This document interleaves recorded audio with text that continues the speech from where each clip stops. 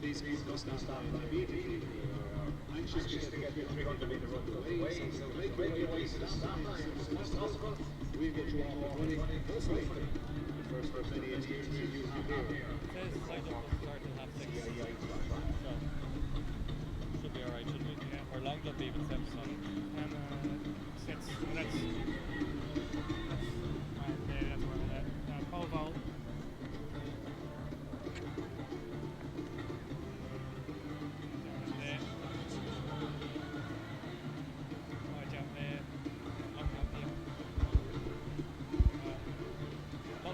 So it should be okay. Yeah, it's fine. This is no women's that's been cancelled. So. Well, it's 7 o'clock Green Cross. Yeah, women first, 10 2. That thing will be going to, we'll have to do an interview after that one because Rob Evans, is the reigning world champion. So.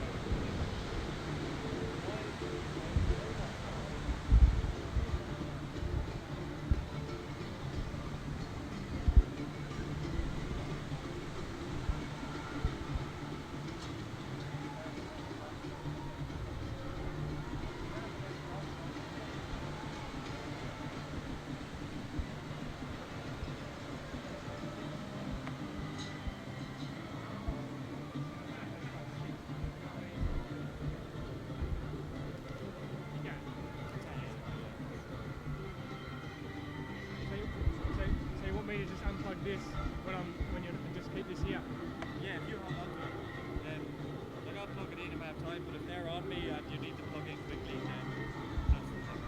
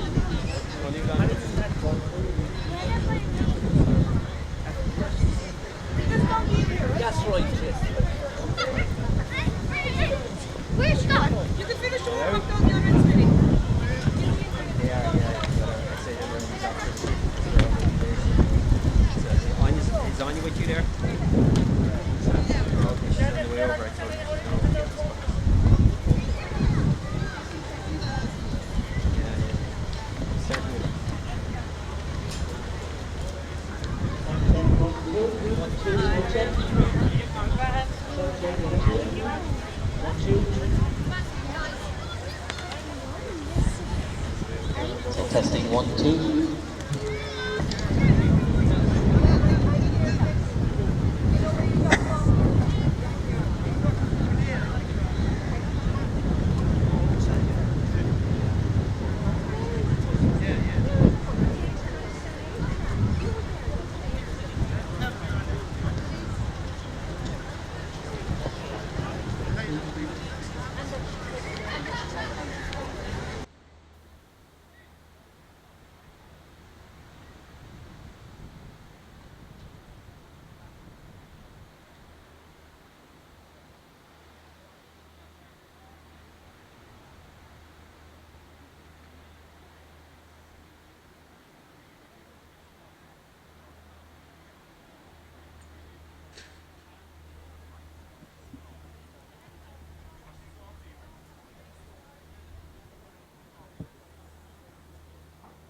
Good evening, ladies and gentlemen. You're very welcome to the CFF Stadium.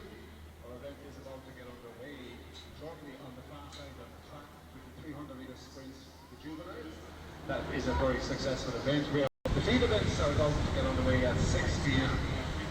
But first, let me introduce our contestants in our first field event of the evening. Is the Hammer for Men and is sponsored by the Cork County Council. And we'd like to appreciate and thank Cork County Council for supporting the Hammer for Men this evening. Let me introduce our contestants to you. Representing England, Andy Frost. Also from England, Michael Wilder.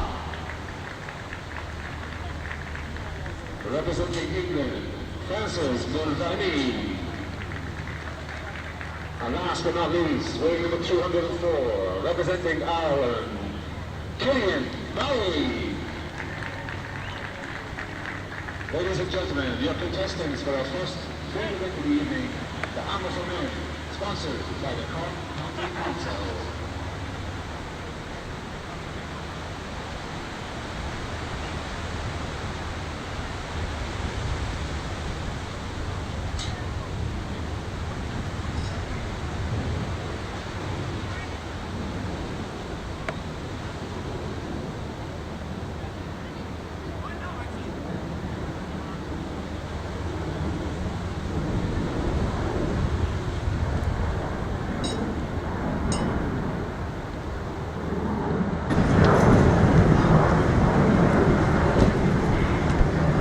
Gentlemen, if I can have your attention just for a second, we have one more contestant in the Hammer for Men, sponsored by the Cork County Council. Can you please give a good welcome to Northern Ireland, Robert Buffers.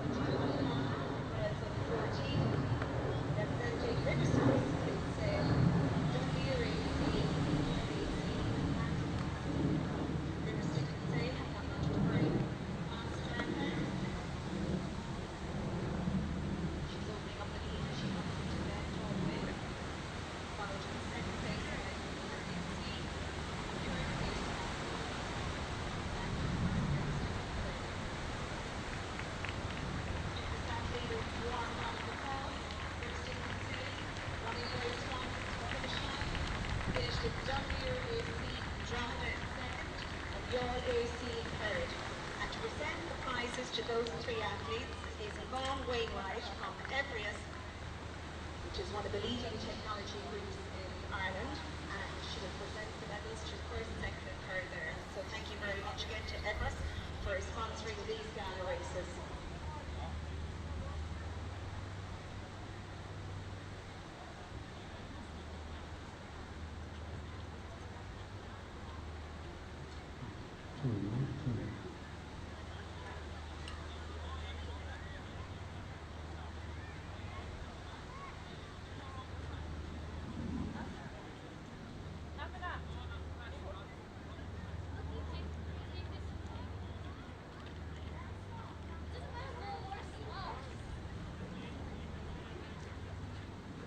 So presenting the medals to the juvenile athletes.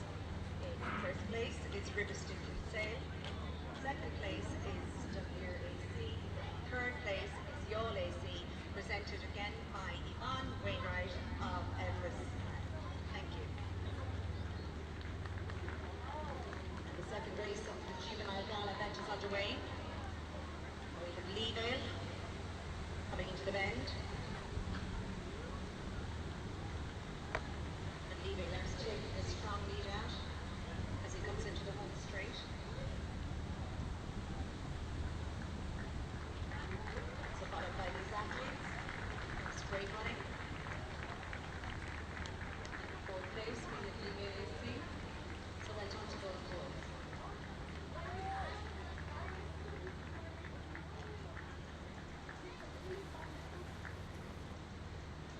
And Yvonne will present these athletes.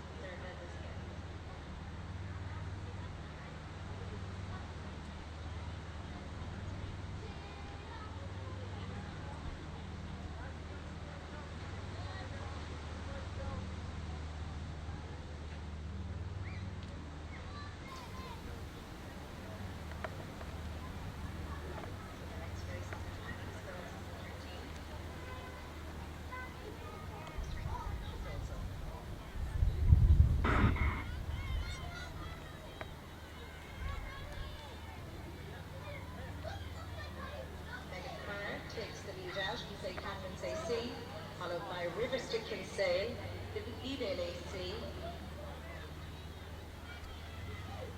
and Middleton AC. So that's St. Catherine's athlete, daughter of our world champion rower, coming into the home straight in the lead. So St. Catherine's followed closely by Leevale. followed by Riverstick and Sale third. So that's Leland and St. Catherine's fighting out to the line. It's very close finish, so well done to those girls. So presenting the medals again is Paul Wainwright, and in third place is Alex Parrott. In second place is Owen Richard of Riverstick and Sale. And in third place is Robert Cheney. First place is Robert Cheney on the Ace. You do one? It's a great race. Like St. Catherine's, St. Stephen exactly, sponsored by Everest. Boys on 13 races underway. Riverstick and Sale firstly. Middleton first place. Also Leavin.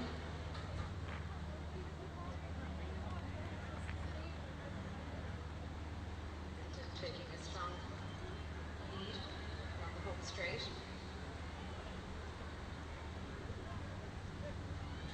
It's all drawn for here with Middleton AC and Leavin AC taking one very strongly. So let's see. Middleton first. Second. So well done there to those on home.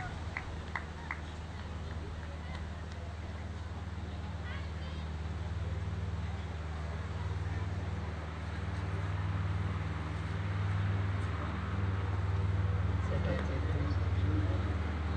13 race. First place. It is not only there first. Sponsored by Everest Ireland. Thank you to Everest on behalf of all the Cork City Schools for their sponsorship.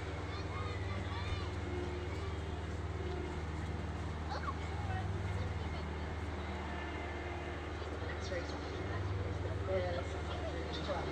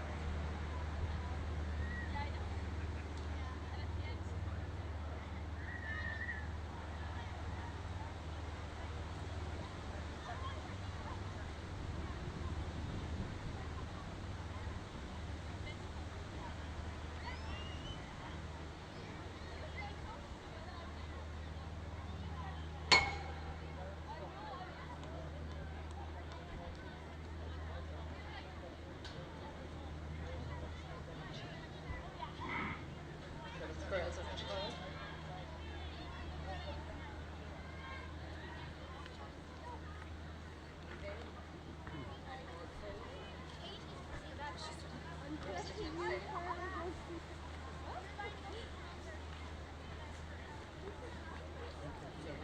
The lead.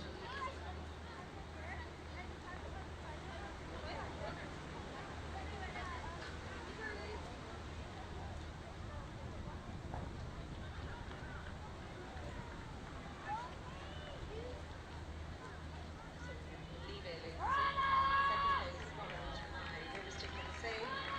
Followed by Cove.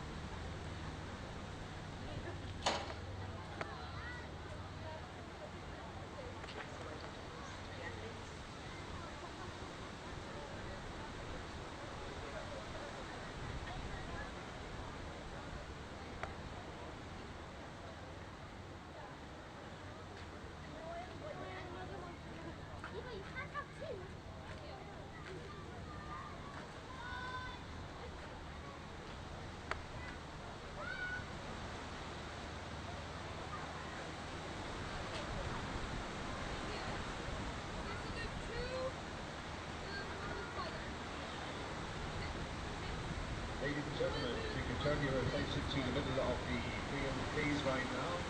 I would like to introduce our 6 contestants for the pole vault for women, sponsored kindly once again by Aon Youth, and we thank them for their very generous sponsorship.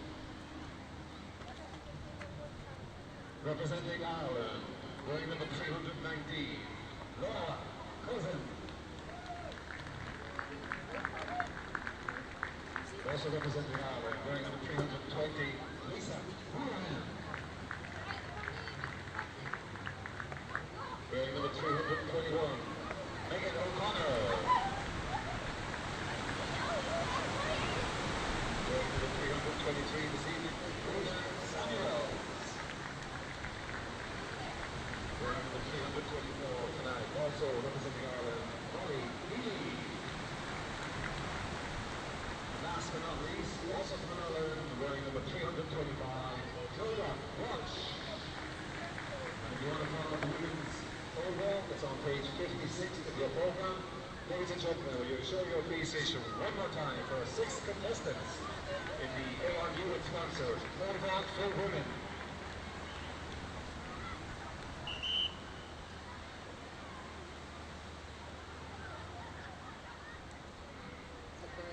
Are off up a 200 metre start. We have Lee Vale into the lead, followed by Riverstick and Sale, followed by Vinton AC. Lee Vale coming very strongly on the end, followed by Riverstick and Sale. It's Lee Vale into a strong lead. Vinton AC in second, Riverstick and Sale in third. Limerick AC also running there.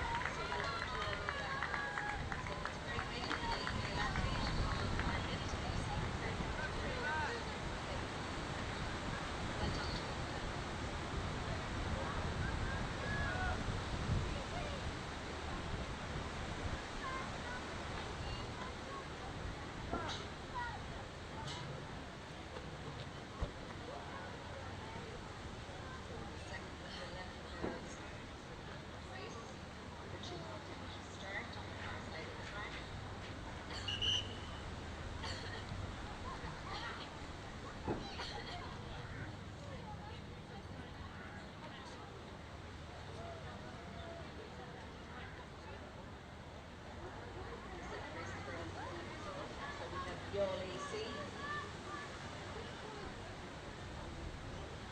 followed with or leader AC, Ballymore Cork.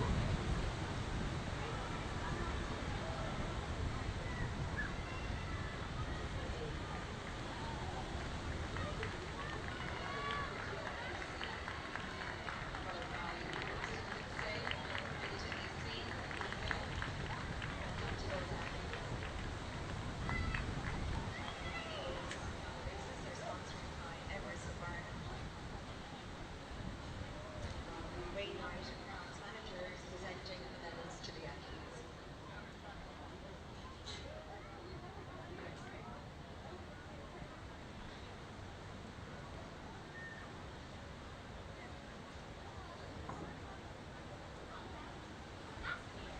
First race the boys under 11 on the line. We have Vinton AC, Old Abbey AC, Yola AC, all taking part in this 200 metre event.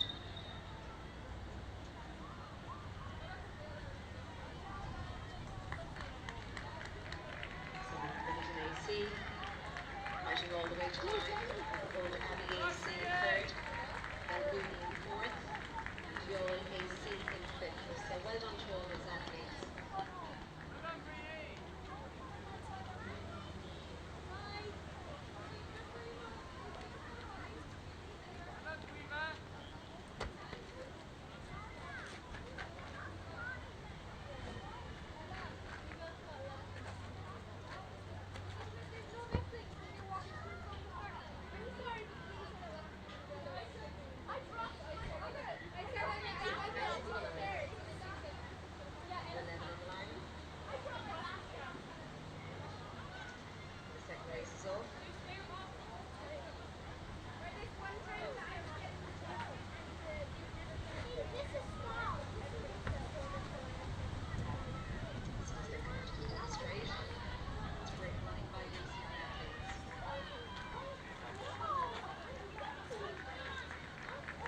Belbuli fighting up the back straight here. With AC and Ballymore Cove. It's great for all.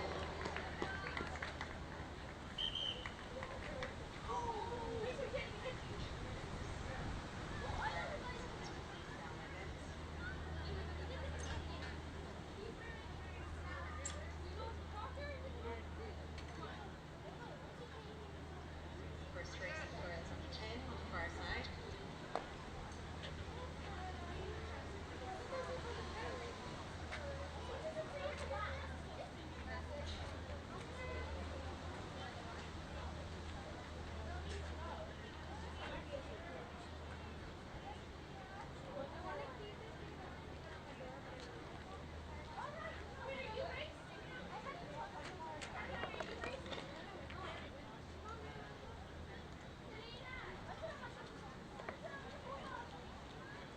First race on for the girls under 10.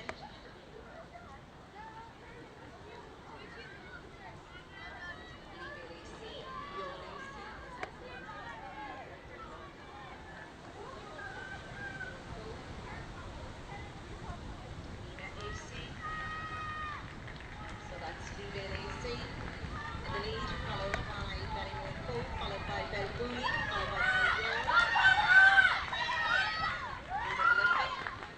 so well done to all those athletes.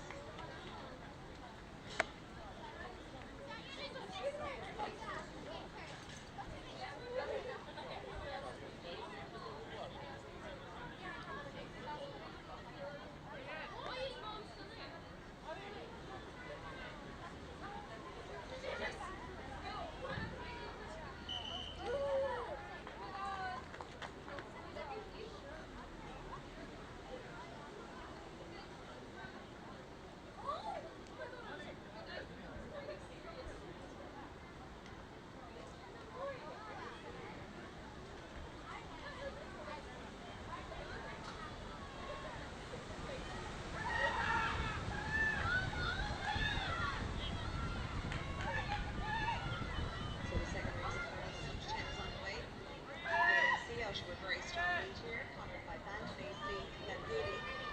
And all these athletes are extremely nice, which is great to see them running so well. So people are all braving the fastest to see if we can make it to the first race. So well done to all those athletes.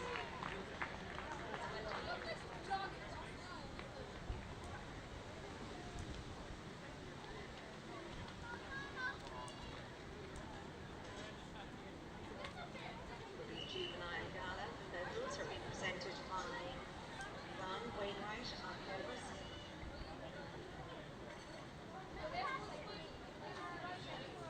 Thank you again to all our sponsors, Michael and Cork City Sports.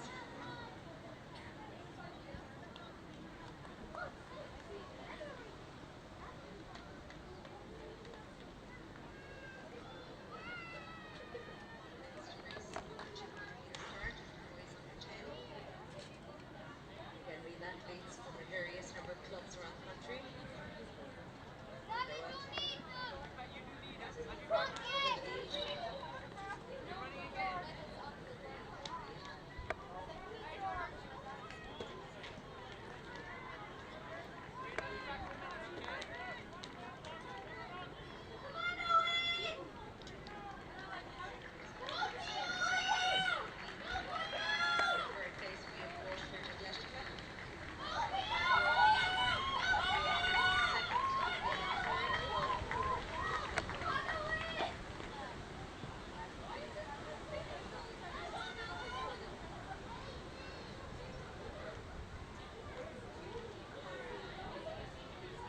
Waterford and Leicester.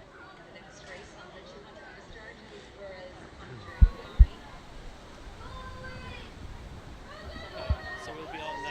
Hello and welcome to the 64th Cork City Sports International Athletics meeting here at Cork Institute. Some fantastic names on offer, some domestic names and also some fantastic international names. From an Irish point of view, Brian Gregan, Mark English, Rob Heffernan, the 50 kilometres world champion. He'll be out to defend that world championship in Beijing later in the year. and also Kelly Proper from an international point of view, the American. Hasn't had a great year, Mary Kane. She'll be running a little bit later on. The weather isn't really great. Hopefully, I don't get wet. Two men who certainly stay dry are up in the commentary box. Dick Hooper, and first, Will Downing.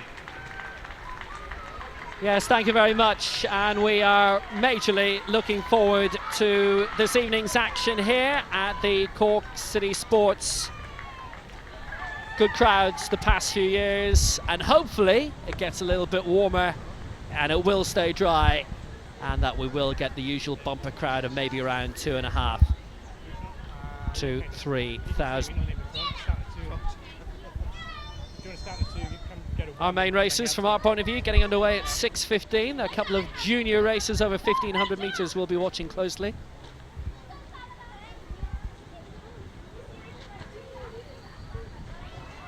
As you can see, quite a windy evening. Well, we've got the juvenile races which we're watching at the moment. The men's hammer getting underway in the next couple of minutes. Then we've got those two 1,500 metres junior races getting underway at 6:15. The international events then kick off with Rob Heffernan in the 5,000 metres walk. That's at 6:30. The same time that the men's high jump and the women's pole vault get underway. Lots of sprint action today. We've got 100 metres and 200 for both the men and the women, plus a very interesting looking women's 100 hurdles getting underway at 8 o'clock. We round off with the men's 3,000 metre races, and that is in around 2.5 hours time. Well, Dick Cooper is with us as usual. Very good field here. 6 or 7 very good Irish names, led by Mark English. Very busy week for him as he's on the plane to Tallinn in a day or two for the European under-23s, which get underway on Thursday. Yeah, it's great to see Mark here because he has a busy week, as you say, Rob. He's the under-23 championship starting on Thursday. So for him to include this in his programme, he's obviously at his peak. He doesn't feel he's much more training to do, and it's all about racing this week. And he'll be looking to win the under-23s next week. He's a silver medal from the senior, so he'll want that. But there's plenty of other good Irish athletes here too. I'm very interested to see Mary Cullen back. She's running in the 3,000 metres. She ran a very fast 5,000 metres in America recently. Kind of came in under the radar, has been off the scene for a while. So we'll be looking at her form. Local interests will centre around Laura Crowe in the women's 800 metres. And of course the king of them all, Rob Heffernan, in the 5k walk. And then big Brian Gregan is here, looking to find the form that made him so strong over 400 metres the last couple of years. Great night's athletics ahead. Yes, 3 hours live. We'll be with you all the way through, and if you miss any of this, you get a chance to watch it again on YouTube if you like. And there'll be television highlights as well next weekend on both Irish TV and Setanta Ireland. So from an Irish point of view, Mark English, Rob Heffernan, Brian Gregan, Kelly Proper, Mary Cullen, Laura Crowe, amongst many, many others. The sprints really will be well worth looking at. There's a very good competitive men's mile as well. And then let's look forward to a little bit more of this. Tulson is down trackside, and he's with Dave Hooper. I'm joined by Irish athletics journalist Dave Hooper, and Dave, it certainly is a great occasion in this event. Oh yeah, this is fantastic. This is probably the key Irish track meet to us, and I think when you look back at the history of Mark Carroll and Sonia O'Sullivan, all the great Irish athletes have came here, and there's great international athletes here again tonight. We've already seen previous athletes like Steve Ovett here, and it shows you how prestigious this event really is. You talked about the Irish athletes there. There's certainly a good few on offer. We've got World Championship contenders like Rob Heffernan, who's off to defend his 50-kilometre walk title, but we've also got people who need to reach that World Championship standard. Who is that, and who are we looking at? Well, Kelly Proper, I think, is the main athlete here. I think Kelly's been unlucky. She came very close last weekend, but 0.6 of a second off that 23.20 she needs in the 200 metres. Just off it, the win today might just make it a bit more difficult for Kelly when she goes to 200 metres, but there's some good British athletes in that field that could help her make that standard. The weather is certainly not going to play a good part, though, is it? Because the wind is a little bit tricky as far as running around this track goes. Yeah, of course. I was hoping to see Mark English come here today and break the Irish record, but he's 0.02 of a second off that. I don't think he's going to do it in this weather, which is unfortunate. But hopefully Mark goes off to the European Under-23 Championships in this weekend, and hopefully this will set up nicely for a medal. Importantly, as you said, Rob Heffernan is here. I'm really looking forward to see how Rob goes. It's a big year for Rob. How will he get on in defending that world title? And we'll see a bit of his form in a couple of minutes' time. Unfortunately, we had a few international athletes that pulled out, but we've still got some class athletes there. Mary Kane, one of them. Yeah, Mary Kane is an athlete I'm really looking forward to see here. She's the kind of great white hope of American athletics at the moment. See her in the 3,000 metres. I'm really looking forward to see Mary. I don't think she's too much experience in running in Europe, so this is going to be a big race for her. Richard Brown as well in the 200 metres. He goes up against Michael Curtis. That's going to be a big race. Remember, Brown, Paralympian. He's trying to get that standard for Rio. And then the 100 with Michael Farter and Kamer Hyman. That's going to be a big 100 metres here. Hopefully the wind doesn't upset us too much, but it's going to be a really fascinating meet. All right, thanks very much for now, Dave. Well, Will, you've heard from Dave Herbert. You've heard about everything which is going to happen. Hopefully it stays nice and dry. The wind isn't great at the moment, but we'll live with that, won't we? Yes, potentially so. Now we are underway properly in the next 8 minutes or so on the track, but we do have field action to get us underway, and this has been a great meeting for the Hammer in the past. And here's our current position: Killian Barry, Adam King for Ireland, Andy Frost, Michael Bomber, Francis Mulvaney representing England, with Chris Bennett also from Scotland, and Robert Moffat, I think, is from Northern Ireland. We'll be seeing how they fare as the evening goes on. So a first look at Andy Frost of England, season's best of 66.43, which is the second best of this field in terms of 2015. Those were the live standings we saw a few moments ago. People with long memories will remember back to 1984 on a historic night here in Cork when Sergei Litvinov, Yuri Sedek, threw out a massive 84 metres. One of the most exciting nights ever in Irish sport. Well, at the moment, this is being led by Andy Frost. He threw 67.87 in the opening round, followed up with a 66.86. Currently in second place is Michael Bomber of England, throwing out 65 metres with his second round. Now this is he, and after the lack of progress from Frost, the foul in that third round, let's see how he does. Michael Bomber with his third round attempt. That great day of history back in 1984 with the world record being set. Trying to aim this back out beyond 60 again, and it's come out very much towards the edge of the quadrant. It will be measured. I think he'll be okay.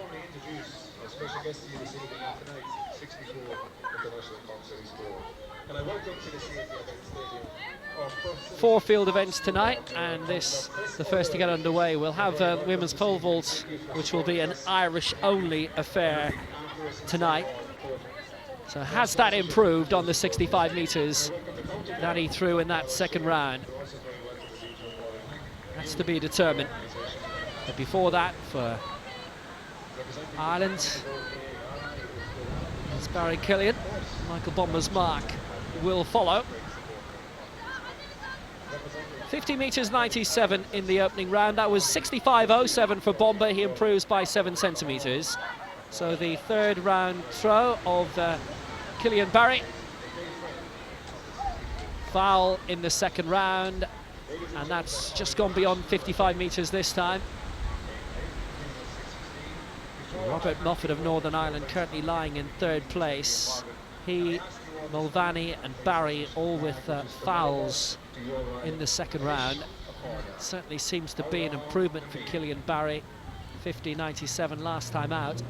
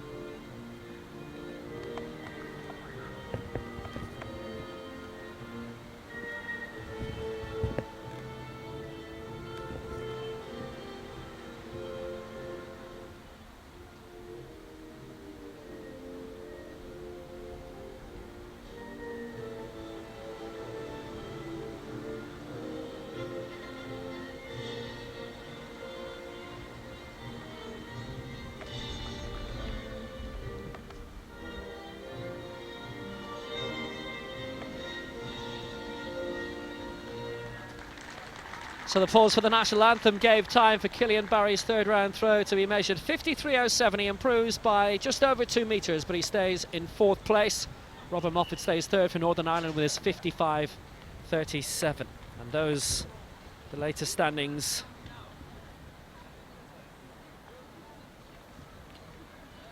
So Francis Mulvaney of England with a 46.76 in the opening round, a season's best.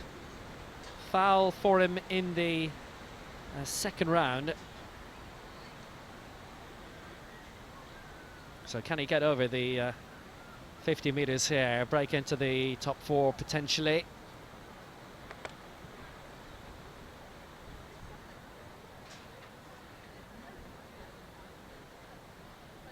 That might have done it.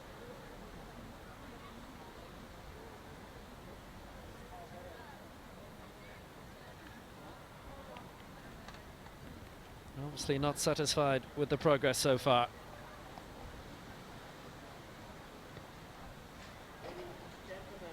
On behalf of the organising committee, can I welcome you all very sincerely to the 64th version. Robert Moffat will be the next to throw. That mark will follow from Mulvaney. And that won't get very far. It just came against the cage, and that was the end of that. That's a couple of fouls in a row for him. We've got the first track action coming up very shortly indeed, in the next 2-3 minutes. But that will be another foul against Moffat's name. There are 3 hours of activities. There are 15 international senior races. There are 5 field events which have already started. There are athletes from 4 continents representing Mulvaney's third round throw, by the way, was 46.46. We ask all of you to actively participate as spectators. So now, coming out next, the first track event of the night, and this to set things rolling. It's the junior women's 1500 metres. Of the programme is the 1500 metres for junior women, sponsored by Barry's Tea. And this, the lineup, all Irish representation. Deirdre Healy from Ratoath AC, Louise Shanahan from Leevale, Claire Rafter and Niamh O'Connor, both from Tullamore Harriers, Stephanie Cotter from West Muskerry, Lana Neff from Leevale, and Carla Sweeney from Rathfarnham. So right on time, the 64th version. So away we go. That's an interesting looking field. I see Neff of Leevale, I see Sweeney of Rathfarnham. I'm having a good look for the rest. Yeah, that's rather disappointing, Will. 7 people were named to start, and unfortunately only 2 have come along and joined the fray. So let's hope that between the 2 of them they can give us a good race. Fair play for turning up and competing, and that's what sport is all about. So it's Alana Neff of Leevale who's in the goal. She's wearing 3.65, season's best of 4:59.99, and Carla Sweeney in the maroon from Rathfarnham wearing 3.66. 4:40 is her season's best, so the other 5 haven't been able to make it this time around, and this will be 3 laps to go. So they go around in just around 55 seconds, and the lead being taken up at the moment by Carla Sweeney. Yeah, that's a good solid pace for the first 300 metres. The girls running well together. There is a time gap there, so it's a fair old onus on Alana Neff to stick with Carla Sweeney. And just as I speak, Carla has made a bit of a break, so Carla would appear after a lap to have 5-10 yards on Alana. Does have a season's best 19 seconds faster going into this junior women's 1500 metres. And the lead increasing all the time to around 15 metres or so. Good advantage for Sweeney. We've got a very big field coming up for the junior men's 1500 metres, which is in around 5 or 6 minutes time. But just look at the advantage, which is increasing all the time here, and Sweeney can go really conservatively from here, and she's left Neff very much in her wake at the moment. Yeah, I'm full of admiration for the 2 girls for going to the line. It's devastating for them when they come along and the field has been just stripped to nothing. Somebody should do a social study on female athletes when they get into the later teens as regards their attitude to competitive sport, because for some reason they find it difficult to put themselves on the line, and it's true right across the board, particularly in athletics. I'm sure it is in other sports. And ironically then, as we've seen so many women out running now and the women's mini marathon and all that kind of stuff, girls who let it go in their late teens and early 20s, they come back to the sport eventually. But sadly they lose some of their best years by virtue of not competing when I suppose theoretically they should be at their best. With no fault of the two girls who are out there, they're both running very well. Well, they've given this a whirl tonight, and the lead is now up to around 40 metres. This is a good strong advantage by Carla Sweeney with around 600 metres to go in this opening track race of the night. And things to heat up as the night wears on between now and 9 p.m. The funny thing is, this is like a time trial for Carla now, but as you run hard in a racing situation, Carla thinks that the girl behind her is far nearer than she really is, and Carla's running half scared, which is far better than just doing a run on her own, because that little bit of scared that's in her, that little bit of fear will make her run fast. So I wouldn't be surprised if she comes very close to her personal best, particularly given the prestige of this meeting and everything. And at the end of the day, if she can look back and say she won the 1500 metres at the Cork City Sports in the year 2015, that's something to bring to the party. Well, there was the bell, and the bell is going to come next for Alana Neff. Just around 50-60 metres behind now, and around 15 seconds or so, so it will be a victory in the very opening track race here for Carla Sweeney. There's no doubt about that, unless she trips up or something utterly catastrophic happens. Really good advantage for Carla Sweeney from Rathfarnham. And Alana Neff has been very much left in a wake in this two-athlete race. It will be Sweeney's victory, of that there's no doubt now. 150 to go, just about 200. I would think that Carla will probably run under 5 minutes in the end, which in the circumstances, given the conditions and given the fact that the field was rather uncompetitive, is a good night's work, and she'll be happy enough with the performance, I think. Wind beginning to blow up again, but here she comes into the closing straight. It will be a good win this for Carla Sweeney of Rathfarnham as she makes her way into the final 50 metres or so, and she's kept her pace very pat throughout. Gets the win, does well, comes through, good victory for Carla Sweeney, and Alana Neff will come through in second place. And as I said, Carla running 4:49 there is very good running in these conditions. It is windy, and Alana Neff coming in now to place second for the local crowd in Cork and Leavale, her club. Well done, Alana. Yeah, just outside her season's best in the end, but Carla Sweeney gets the victory for Rathfarnham. 4:49.75 the winning time, and Alana Neff coming through in second place, but the races will be a lot more heavily populated than this for the remainder of the evening. That's outside her season's best, almost 10 seconds outside, but she gets the win in the opening race of the Cork City Sports, and it's onward and upward from here. Blessed with wonderful sunshine last year, and we're hoping the sun will come out again here, but as you can see, we've got the men's 1500 metres coming up, and this is very heavily populated indeed. There are 23 in this. This is the ironic thing of it.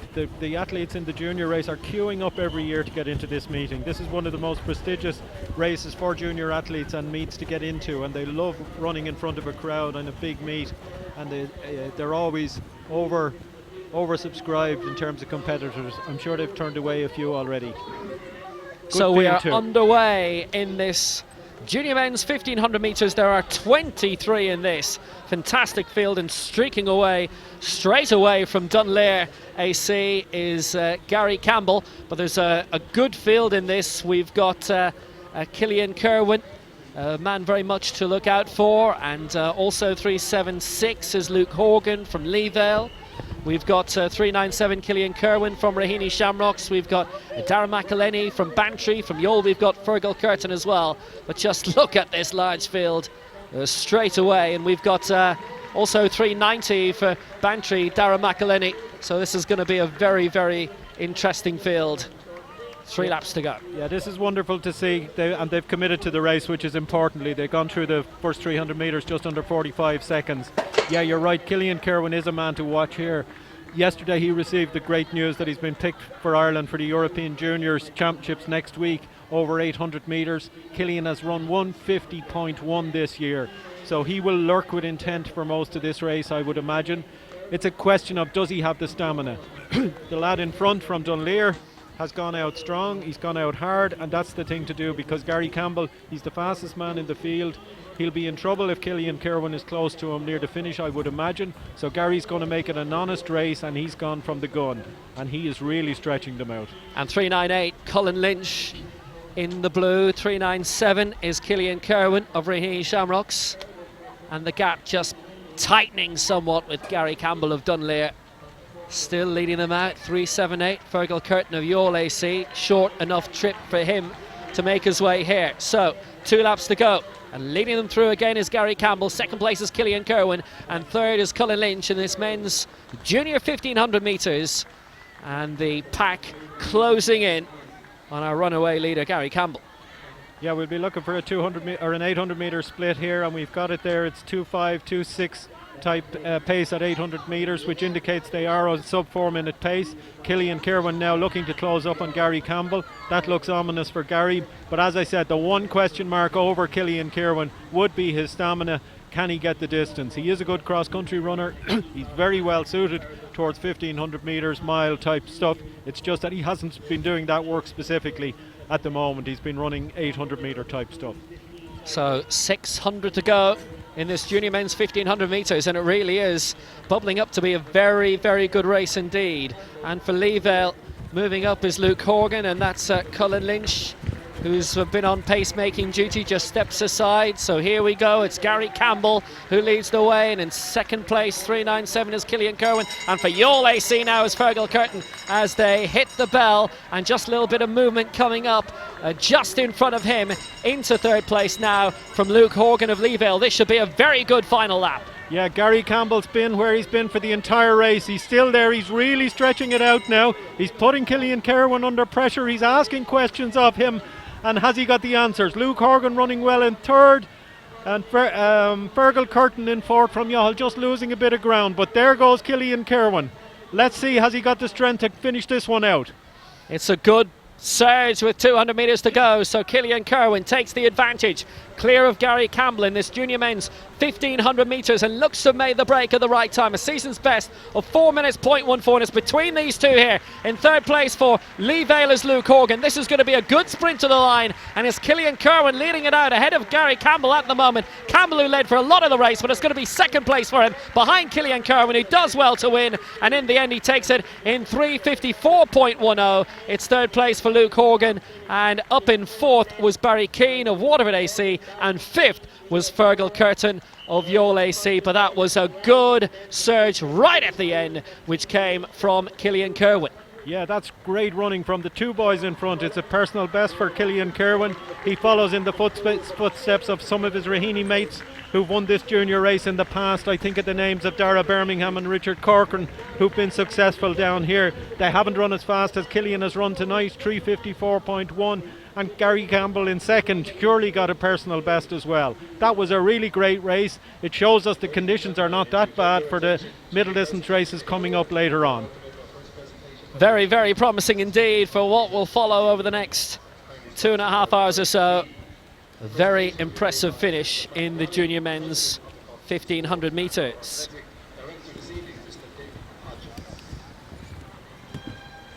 An interesting aside on Cillian Kerwin, he carried the torch when the torch came to Howth in Dublin there for the Olympics in 2012. He was selected by his school. He was the prominent athlete. St. Fintan's in Sutton is out there beside Howth.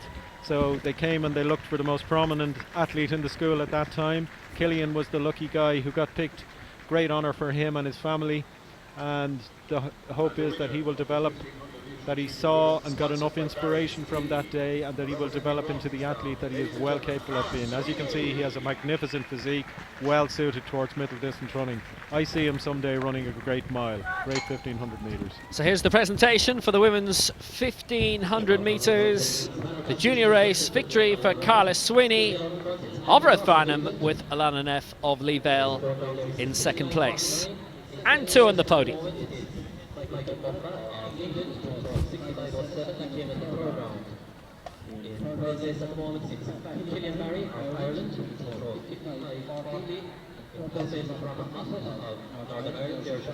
So this the result from the junior women's 1500 metres. Carla Sweeney wins 4:49.74. Alana Neff of Lee Vale in second place.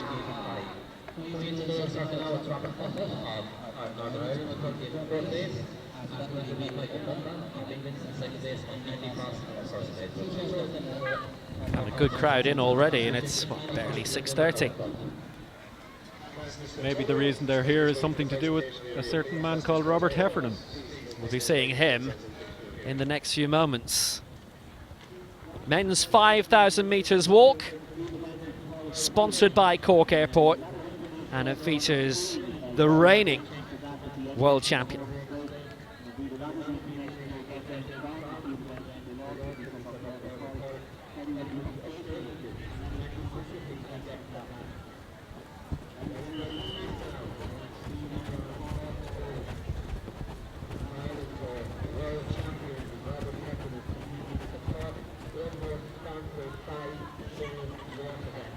Irish record in this, held by Rob Heffernan, set in Barcelona in 2007 of 18 minutes 59 seconds.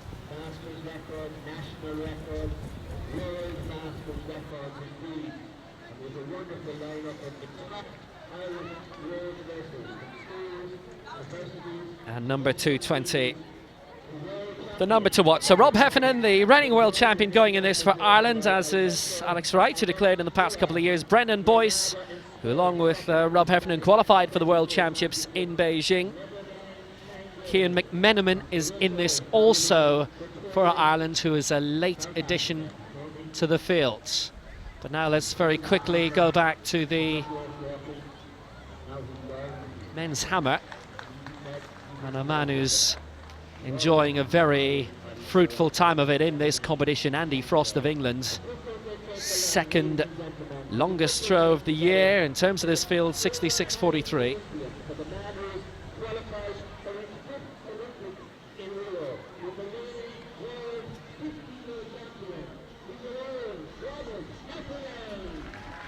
So a big reception for Rob Heffernan here, obviously.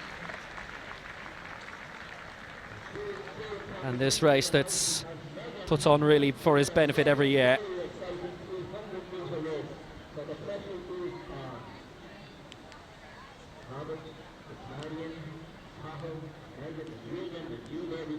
And that throw we saw by Andy Frost, by the way, has put him into the lead in the men's hammer. More details on that in a few moments. But we're underway then in the men's 5,000 metres walk. It's Rob Heffernan of Ireland, Alex Wright of Ireland, Alberto Amezcua of Spain, Lebagang Shanghai of South Africa.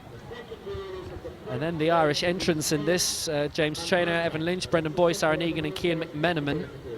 McMenamin wearing 229, as we were saying, a late addition to the field.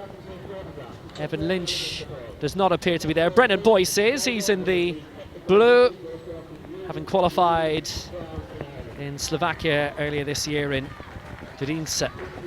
Good early advantage that he'll take, but as we all know, there's a long way to go. Just analysing Rob Heffernan's national record of 18:59, let's call it 19 minutes flat. That works out probably at about 90 to 91 seconds per lap. So that's the kind of pace that they'll be looking at. There's a very good bunch of them there, and they're all good mates, and they're all of a very good standard. I'm thinking of the Irish boys in particular, Brendan Boyce, Alex Wright and Rob.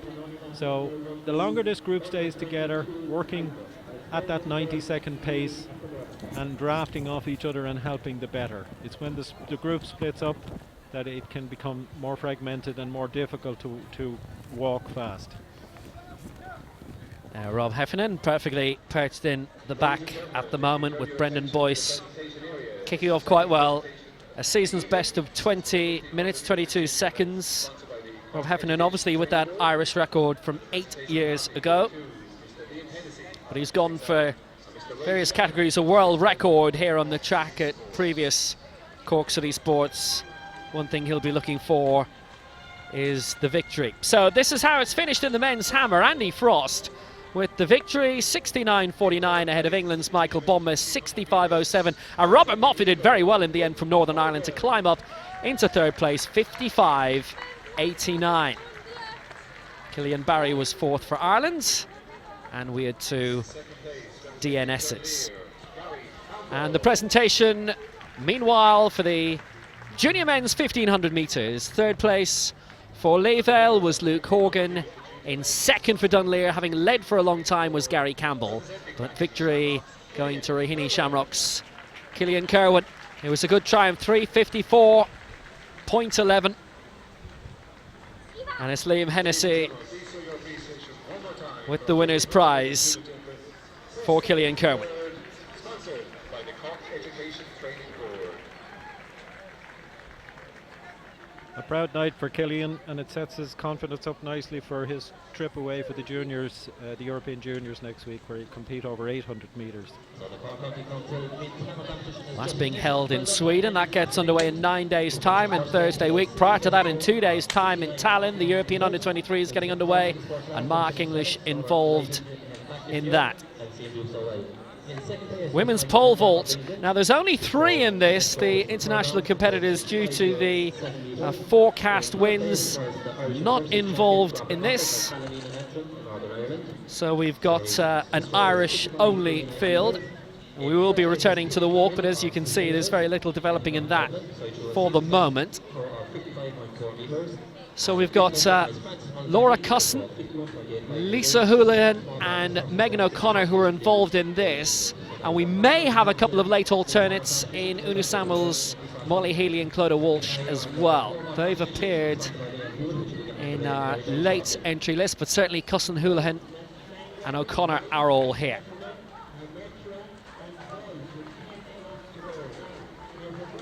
Ten laps to go in the men's 5,000 metres walk, and they've gone through in 4 minutes. This is where the bar is set. At the moment, we're not expecting a very high winning mark in this, maybe around the mid 3 metres.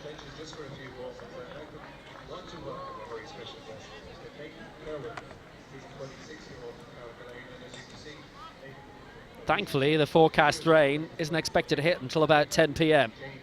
and let's hope it stays that way.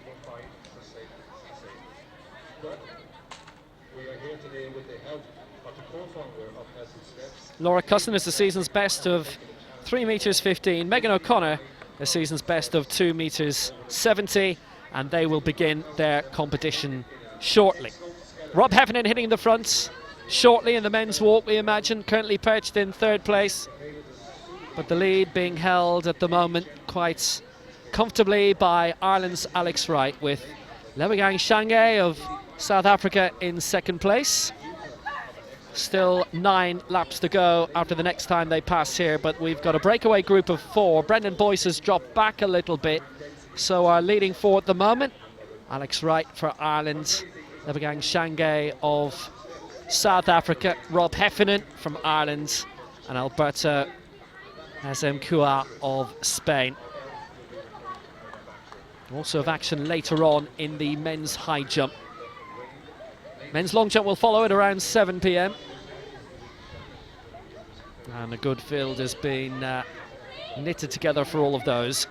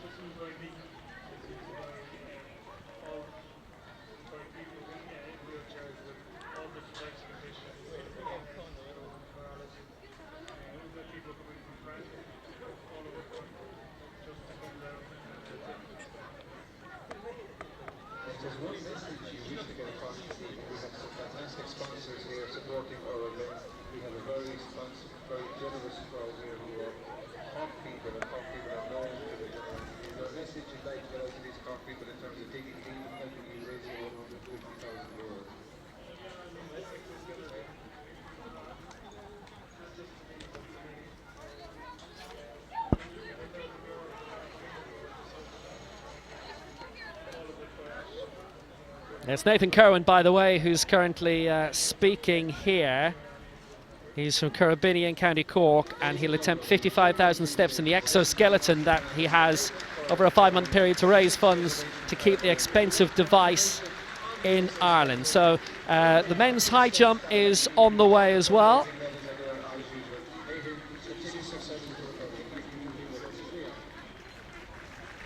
That kicks off in the next few minutes, and the field in this features Ireland's Barry Pender and David Cusson, Chris Baker from England, and quite a few talented Americans as well. Dante Knoll, Gareth Hyler and Andy Gilmore. Ryo Sato is here from Japanese team. Mihai Donison also starting for Romania.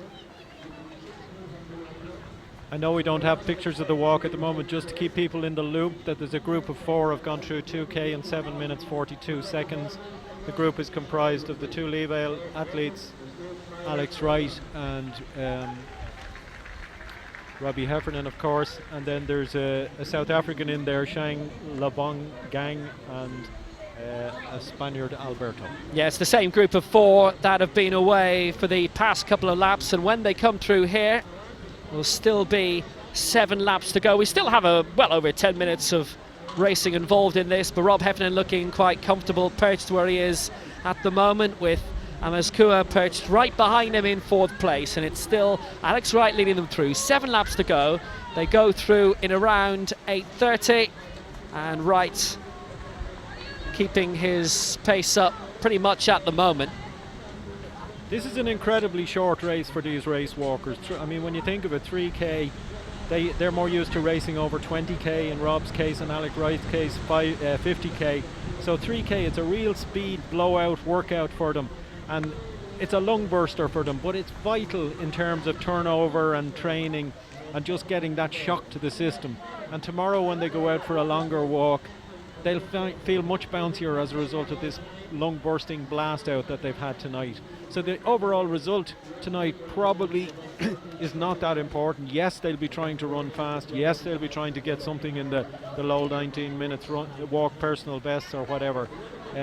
But it's just totally different dynamic altogether. You look at Brendan Boyce there, who's back in 5th place at the moment, a 50k walker as well, and he just can't go with the sheer pace of that 3k. So his natural gait, his natural everything is to walk at the 50k pace. 3k he just can't cope with, whereas the other 4 have risen to the challenge and are having this lung bursting challenge, and the longer they stay together, the better for the 4 of them. So no luck for Una Samuels in the first attempt in the women's pole vault. That'll build up. Meanwhile, in the walk, we can tell you there are 6 laps to go, and it is very much as you were. You've missed very little in relation to that.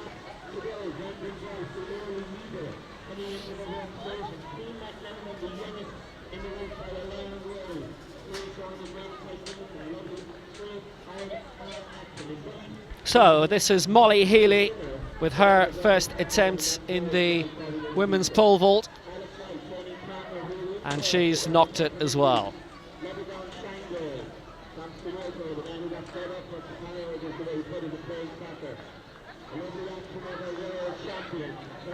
So a couple of early failures in the women's pole vaults. Right, so here is the men's walk featuring Rob Heffernan lying in 3rd place at the moment. We've got still 6.5 laps to go, and it's Alex Wright still leading them out. A little bit of movement alongside from the South African Lebagang Shanghai, and Rob Heffernan lying in 3rd place. And it's for Rob, it's been a little bit of a low profile build up, hasn't it, heading towards the World Championships in Beijing next month? Yeah, I would think Rob is happy to sit in there and just mark time. It is windy. The group is moving along nicely, so why should he take on this role of taking the win for everybody else? He is the smallest in the group, so the more protection he can get, the better. They're coming up with 5 laps to go, so they're going through 3,000 metres, so they'll be looking at this split with great interest. It is slow, to be honest with you.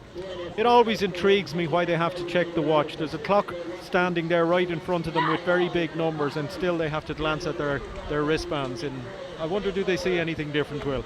Interesting additional movement there which came from Labagong Shanghai. He made a really strong move there with 5 laps to go. Down in 5th place, there's Brendan Boyce, who's around 200 metres back. He's pretty much half a lap back in the moment in 5th place behind those leading 4, but there was quite an acceleration from the South African there when they hit that mark with 5 laps, 2,000 metres to go when we were on the 60% mark. 2nd place is Alex Wright for Ireland. Rob Heffernan happily trotting along in 3rd place at the moment, and very, very comfortably so, and happy to be there at the moment. Now he's just been moved down into 4th place, but Rob does what Rob always does. He'll keep his own pace and he doesn't really care about what's happening in front of him as the Spaniard Alberto Amezcua knocks him down into 4th spot. Yeah, there is a tiny gap there which you would be concerned about. Having said that, the South African is walking considerably faster than on paper he looks capable of, so he's really stretching them out. Alex Wright is rising to the challenge nicely as well. If anybody looks under pressure actually at the moment, it's Rob. Okay, let's move across briefly to the pole vault. It should be Lisa Houlihan going in this. And way clear. No problem at all. That's Megan O'Connor who's made her way over quite comfortably from a fine pole vaulting club at Westwater at AC. Straight over, no problem. That'll give her the lead outright. And she's made a move very early on in this competition.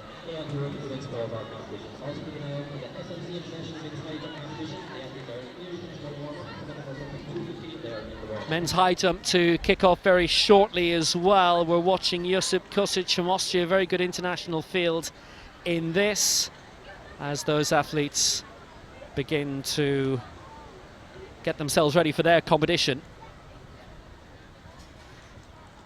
Pretty much as you were in the men's walk, incidentally, 3.5 laps to go. Worryingly, there is a gap back to Rob Heffernan.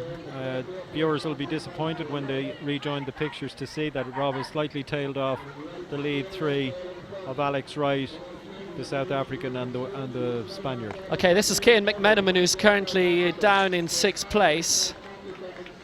And he's just about to lap down on the rest of the moment. Now, Rob Heffernan has fallen back a bit here, and it's interesting to see what's happened. He is obviously keeping his own pace. Just Alex Wright stepped off the track, should be all right.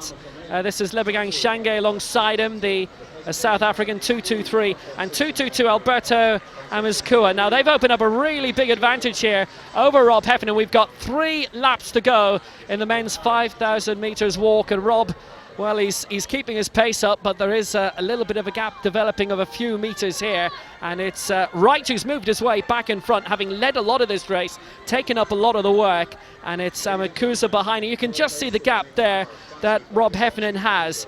He's had a deliberately low-profile build-up towards the World Championships, but well, that gap has emerged at a time when you'd expect him to be moving the pace himself. So back in 5th place, this is Brendan Boyce, finding himself around 3/4 of a lap down at the moment. Rob Heffernan down in 4th, just trying to reel in those leading 3 again, and these are the leading 3.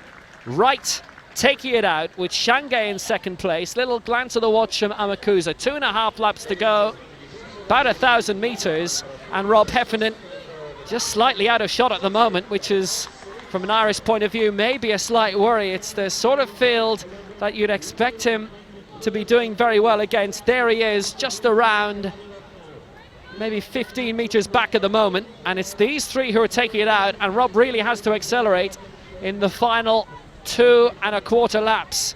Does he have it in him? A little blowy he was, but he's in 4th place, and he's looking at the back of the singlets of the 3 in front of him, and can he reel them in with 2 laps to go?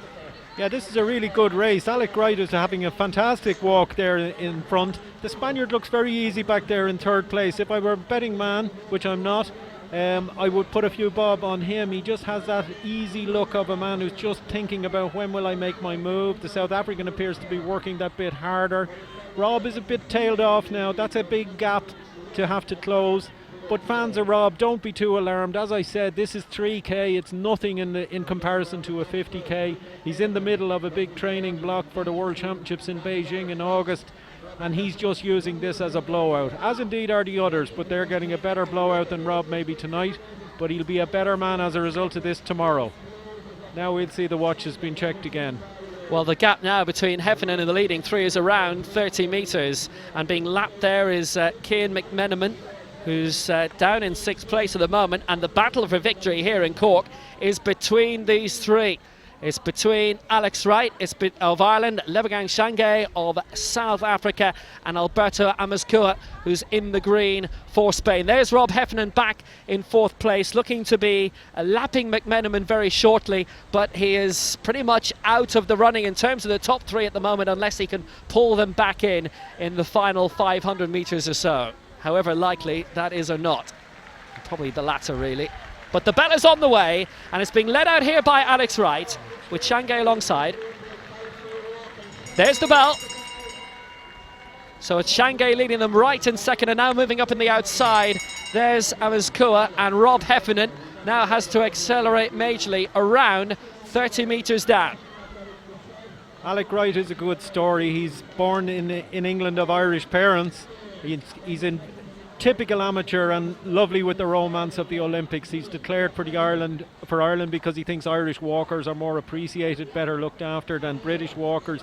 He's declared he's come to live in Cork to learn the Rob Heffernan way of doing things, and he's doing it very well. Unfortunately at this stage, and it doesn't really matter over 3k, he's back in 3rd place. In deference to everything, the South African, who did so much work early on, has stolen a march on everybody. Yeah, Chango is leading the way for South Africa here in the final 150 metres. 2nd place for Spain is Alberto Amezcua, and it's Alex Wright in 3rd for Ireland at the moment, and Rob Heffernan is back quite a bit in 4th place now, and they're going to be lapping Brendan Boyce in the closing straight. This has been very good work for the South African here. A personal best of 19.55 at altitude. He's going to take about a minute out of this. This is going to be a very good victory for South Africa, and Lebagang Shange will take the victory. 2nd for Spain will be Amezcua, and 3rd will be Alex Wright for Ireland, and the winning time is 18.56.84. Brendan Boyce takes the bell, so that's the good victory, and Rob Heffernan is on his way in now. Rob Heffernan crosses the line in 19.14, but it's a good victory for Lebagang Shange. That's the winning time, 18.56.84, with Amezcua in 2nd place and Alex Wright in 3rd, and Rob Heffernan down in 4th spot. Real quality race. For even Rob in 19.12, that's very close to his personal best, so he has to be happy with that. 2 men under 19 minutes, and the 3rd guy, Alex Wright, was probably in or around 19 flat. They'll all be very happy with their performances tonight. As I said, a good lung-bursting blowout. Well, Rob takes 4th place, and really only he can answer whether that was the performance he's wanted to produce this evening. But it was a good win by the South African Lebagang Shange, with Amezcua in 2nd place for Spain and Wright in 3rd. And the races are coming thick and fast. We've got the women's 100 metres coming up in the next few seconds.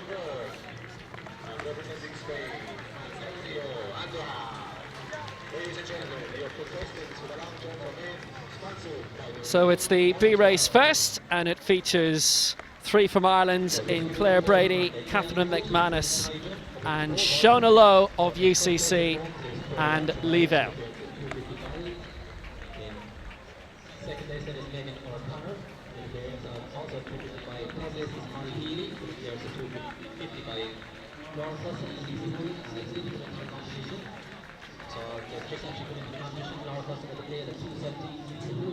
It's from the United States, a very fascinating field in this. Cleo Van Buren from the United States. Barbara Pierre, Tawana Meadows. Okay, let's go down to Tolson after that 3,000 metres. Very tough out there. Just the last couple of laps, I fell off the pace a bit. Yeah, it was very hard. I ended up doing quite a lot of the work, and then just in the last couple of laps I just didn't have it. So it was a very good race with all the guys. Very competitive. I'm delighted with it. Rob's there with you, the whole 4 of you there. Where do you think you need to improve then? I don't know. Like I I knew I wanted to do a fast time today, so I knew after the first K I'd have to do a bit of the work, and then I just ended up doing quite a lot of it. But it was a very good race with all of us. We all pushed each other the whole way, and I think we all got very good times out of it. So I think everyone should be happy. Well, certainly a big year for you, isn't it?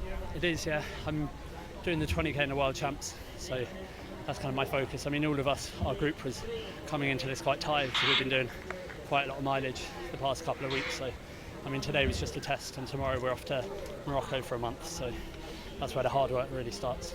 Thanks for your time. No, thank you. Cheers. It'll be very interesting to hear from Rob Heffernan in 4th place, his opinion after not being in the top 3. But prior to that, the women's 100 metres.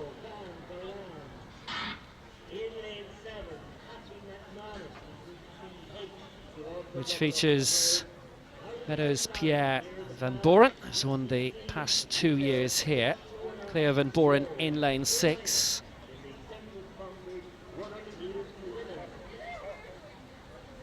There's Catherine McManus of Celtic DCH, who's in lane 7 in this. It's Claire Brady in 1, Kusakova 2. Meadows in 3, Pierre 4, Ferguson 5, Van Boren 6, McManus 7, and Lowe in lane 8. So the women's 100 metres.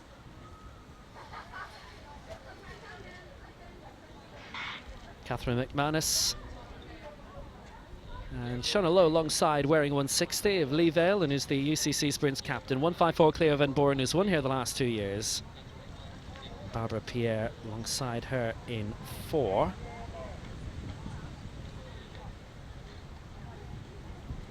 Shaniqua Ferguson of the Bahamas is a DNS.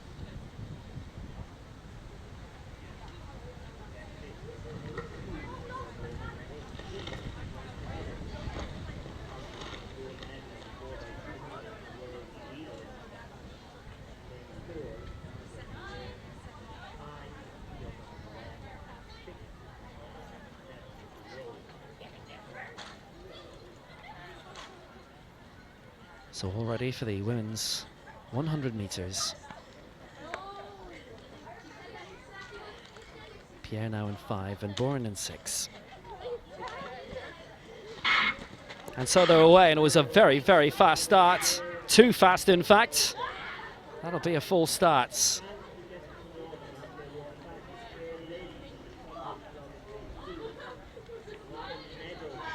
Now we'll have to see if there's going to be a red card and whether it'll go against one of the visiting athletes.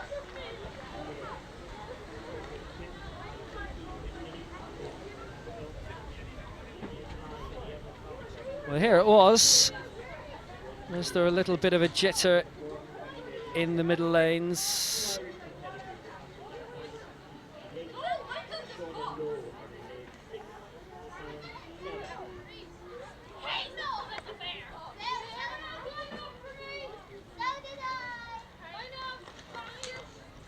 There's an official walking out very slowly.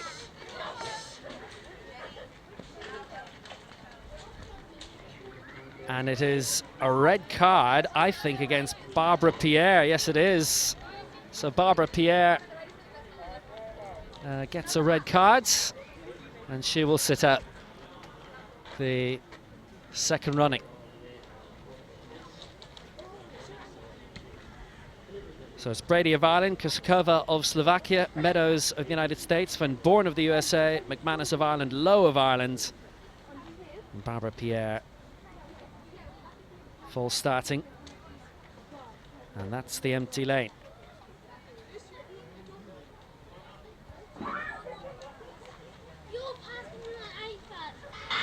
So Van Boren in 6, the one to watch. It's a full start. This doesn't remind you of anything at all, does it, Dick? No, it doesn't. God, I think, when did we get home from Athlone that night? Thursday.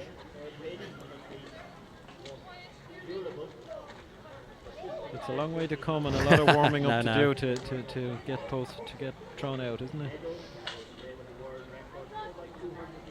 Well, we'll see who's going to get dispatched this time. Okay, let's have a good look. Well, they seem to all pretty much go together.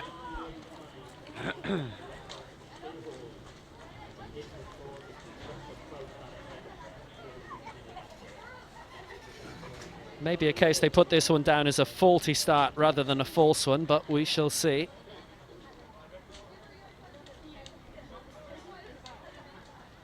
Now we have another casualty there, Will. It's Meadows. 153. Meadows has gone. So Pierre with the first false start and Meadows with the second. So we're left with a field of 4 in this women's 100 metres. So Brady is in 2, Van Buren 6, McManus 7 and Lowen 8. So basically 1 from the United States and 3 from Ireland are left.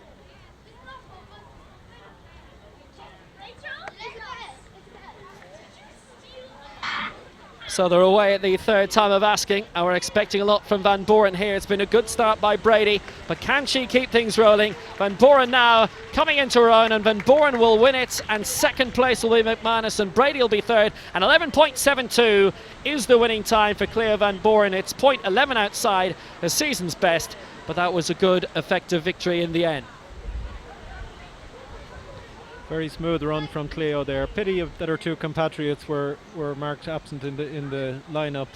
Good runs too by the Irish girls, and it's good to see them in with an athlete at the calibre of Cleo. Cleo likes Cork, it seems.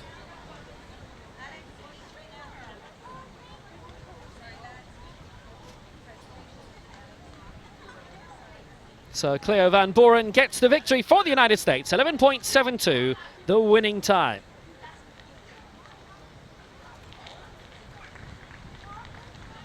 Rob Heffernan's alongside. I think we'll be hearing from him very shortly, but this is how they got rolling, and it was a very, very good start from Claire Brady, but then Van Buren really got things into her stride, and Catherine McManus, full credit to her as well for trying to keep up for as long as possible, but Van Buren just stretched out and got a very good win. Now let's go back to Tolson. Big words maybe. He's speaking to Rob Heffernan. Great race. I knew the 3 boys were going to be very strong, so and where I was coming from after surgery and everything, I didn't know what to expect. So I'm really happy with my time. It's really good for where I'm coming from. Obviously disappointed to be beaten, but it was a great race, and just, hopefully people enjoyed it. How have you felt then leading into these World Championships this year? Obviously you've had that surgery, you've had a few injuries, so it's been very, very difficult. Yeah, but saying that, that's still my 3rd fastest time ever over 5k, and I'm in the middle of very heavy training at the moment, so I'm still tired coming into this and coming off surgery. It's a massive positive. So and I feel good now. I think I've pulled up well after it, and I think I'll get a good knock-on effect. And I'm going off altitude training now in the morning, so all is good. The weather will certainly be better when you're training, but you're at home. You're Cork. It's been it's a great atmosphere here. Yeah, it's brilliant. I think Cork people love their sport. It doesn't matter if it's hurling or football or soccer or rugby or athletics, and I think we love sport here in Cork, and they get behind all their sports people, so it's a brilliant meet. Just a word on Alex, he's doing pretty well. Yeah, I'm not surprised. Alex has the potential to be a big star, and he's proved that, and we trained together, and he's very, very talented, so I'm delighted he did that today, and he's going in the right direction, so it's brilliant, Rob, thanks very much. No, thanks lad. So Rob Heffernan may well feel he's still on track after surgery. We're back to the track, back to the sprints, and the men's 100 metres. We have got 2 heats in this, and it is the B race and the A race.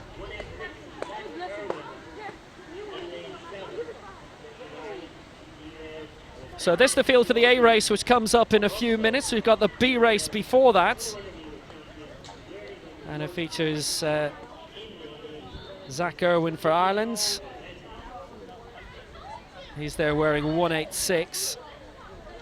It's Owen Walsh of Ireland, Info Tladley of South Africa, Lebekeng Sesele of South Africa, Philip Redrick of the USA, Ramon McKenzie of Jamaica, Zach Irwin for Ireland in lane 6. Doni Ogbene of Ireland, and Lee Vale, he is in lane 7. And Odran Gilday of Sligo, the under-16 Community Games champion from 2011, he is in lane 8.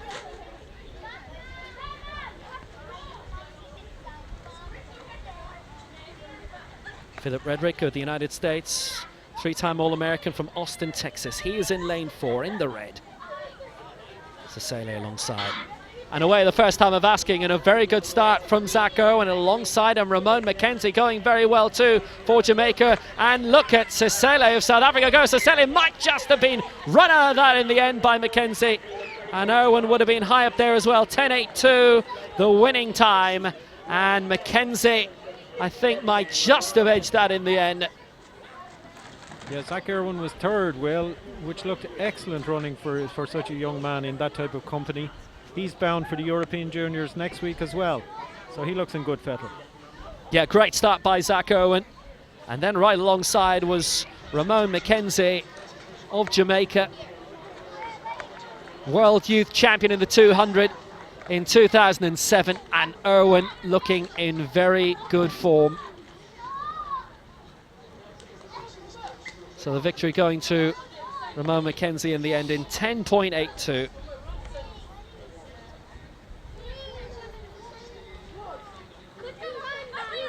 Give it to her.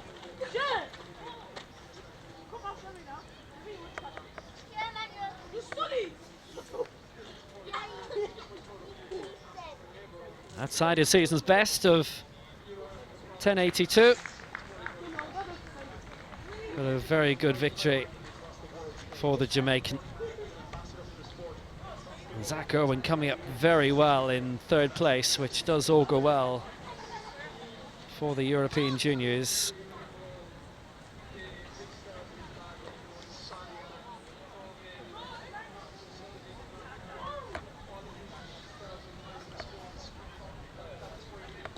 That was the B race, winning time for Redrick 10.53, McKenzie second 10.56, and Irwin third 10.60.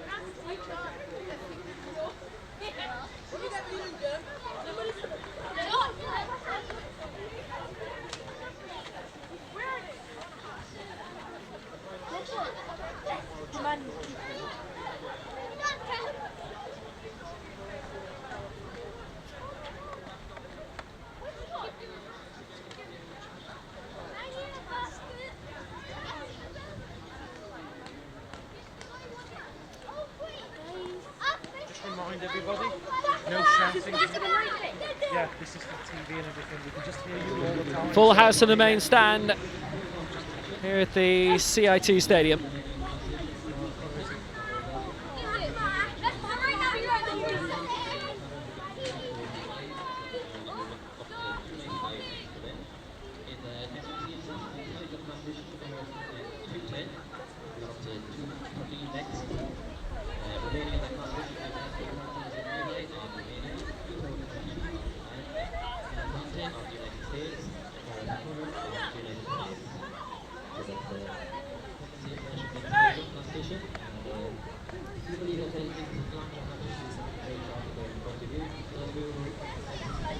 So this is the A race in the 100 meters.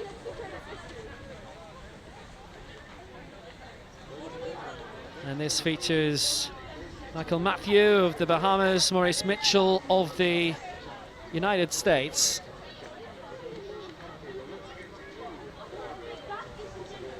Ramon Gittins of Barbados also.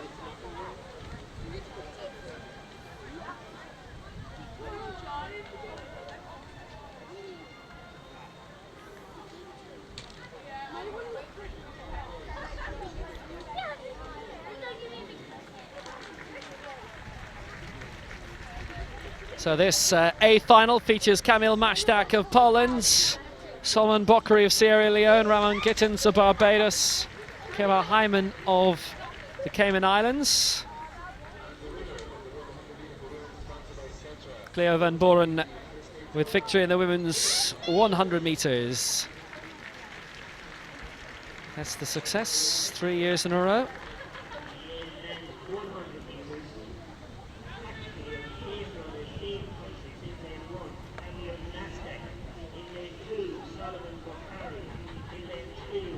Top of the podium again.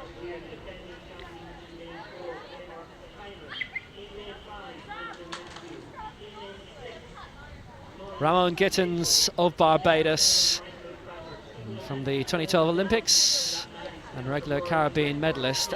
Michael Matthew, gold for the Bahamas in the 4x4 at London 2012, silver in Beijing in 2008 and the World Championships in 2007 in Osaka. James Ellington was due to be in this as well for England, but he is a late withdrawal, so it's Mastak of Poland in 1, Bakari of Sierra Leone in 2, Gittins of Barbados in 3, Hyman of the Cayman Islands in 4, Matthew of the Bahamas in 5, Mitchell of the United States in 6, Freighter of Jamaica in 7, and Sumba of Zimbabwe is in lane 8.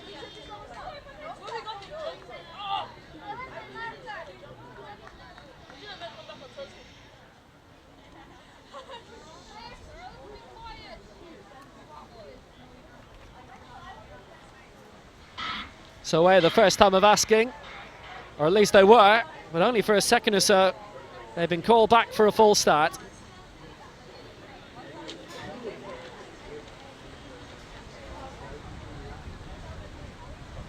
Well, we had 2 full starts in the women's 100 earlier. That saw 2 of the American athletes dispatched with red cards.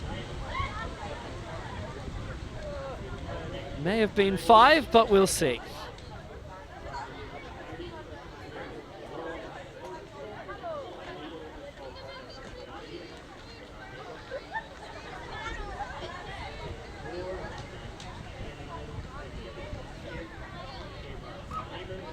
Well, the official is there and waiting.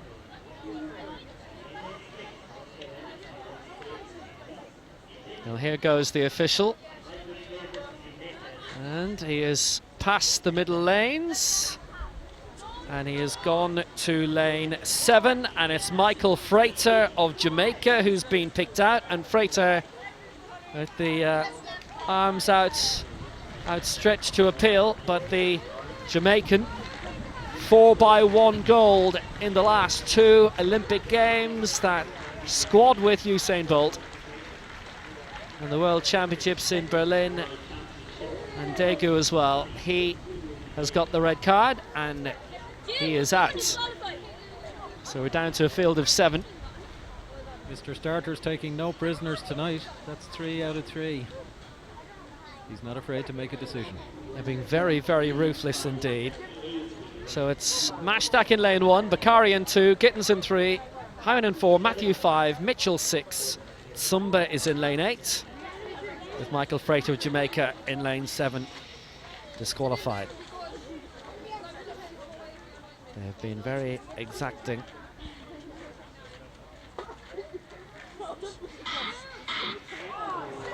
Oh dear. It's a second full start. And who is it this time? Well, there's anguish in the face of Ramon Gittins,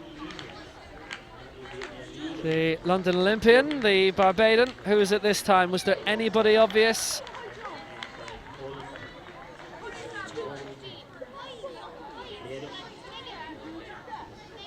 Not that noticeable, Will. Maybe just frustration setting in there with them all. Well, here he comes, the official again.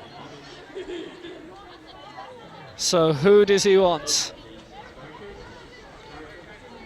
It's a middle lane. It is Kemar Hyman, and he has been disqualified.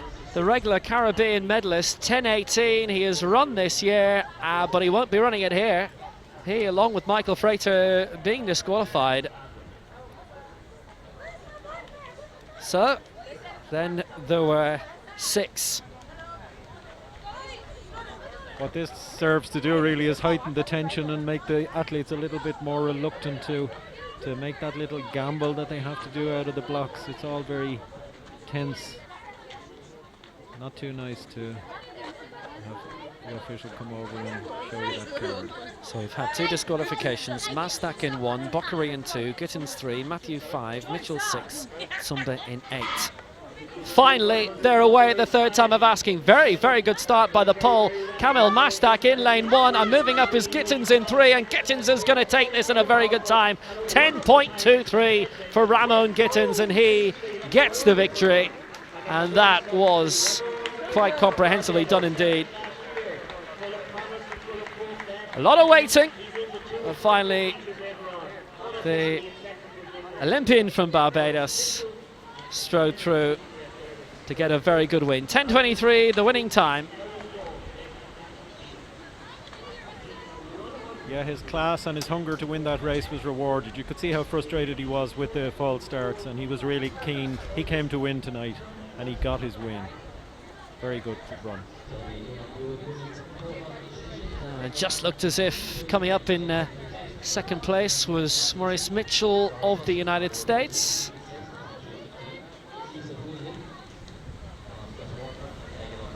Yeah, just outside his season's best of 10.19 seconds.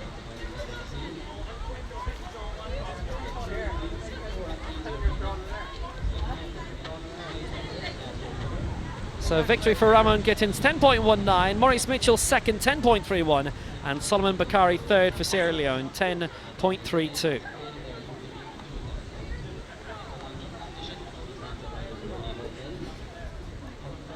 So good victory in the end after a couple of false starts. And let's hear from Tulsa. You seem to like it in Cork. No, it was my second win. I got third my first year, but yes, I love Cork. I cannot complain. You got a busy few weeks coming up.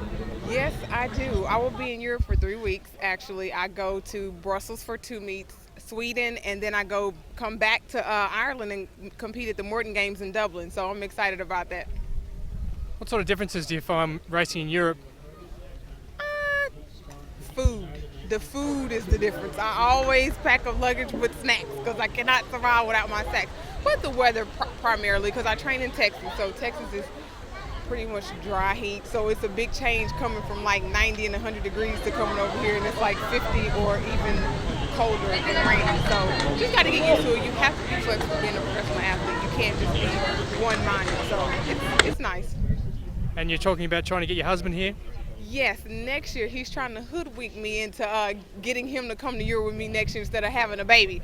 And I'm like, okay, dear, it's whatever. But if he wants to come, I guess I can pack him in my luggage and we'll see if I can get him over here. Well, you still got another race tonight, haven't you? So yes, I do. So I got to go warm up for that. So thank you, guys. I love being here. Thanks for your time. You're welcome. Thank you. Aiming to get the double a little later today.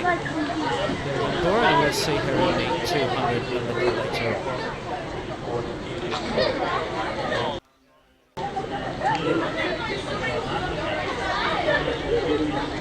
So Claire Van Boren wins, 11.71 seconds. Catherine McManus in second place for Ireland, ahead of Claire Brady and Shona Lowe.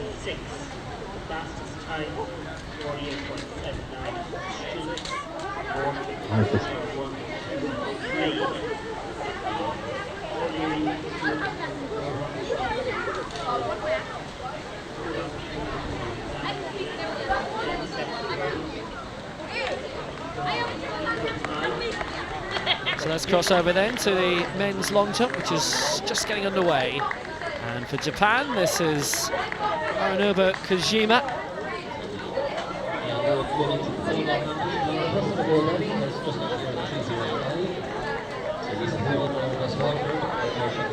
Registered a modern season's best.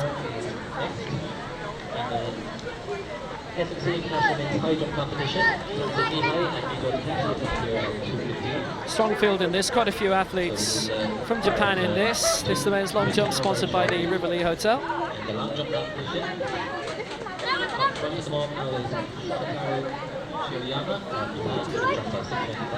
And here's our starting lineup, including Ronald Hartog of the Netherlands, Paralympic athlete for Ireland. Colin Burke going in this also. And 3 from Japan, and Shirayama, Sakuma and Kojima.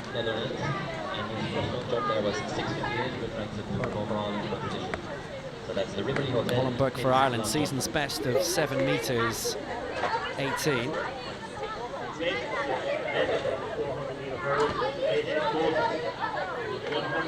22 of these races in a row, undefeated.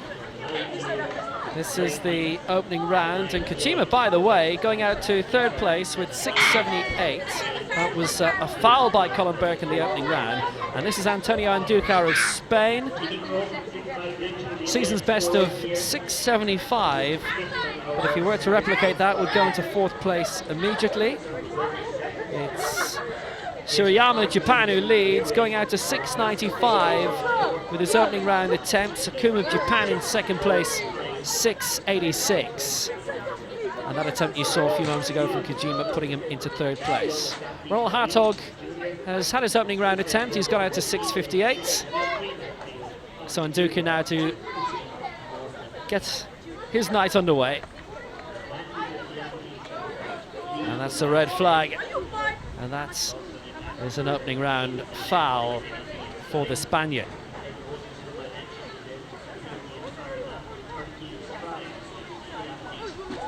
Well, now we're turning back to the track and the men's 400 metres hurdles. There are two heats in this, an A race and a B race.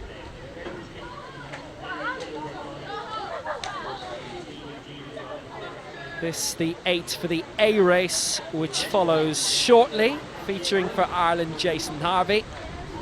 Jeffrey Gibson going in this also for the Bahamas, and Eric Cray, who had a very successful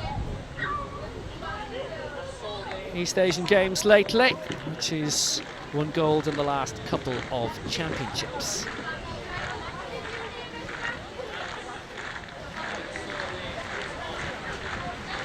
But we'll have three going in the first heat that we're going to see, and this is Armin van Zyl of South Africa, who's qualified for the upcoming World Youth Championships.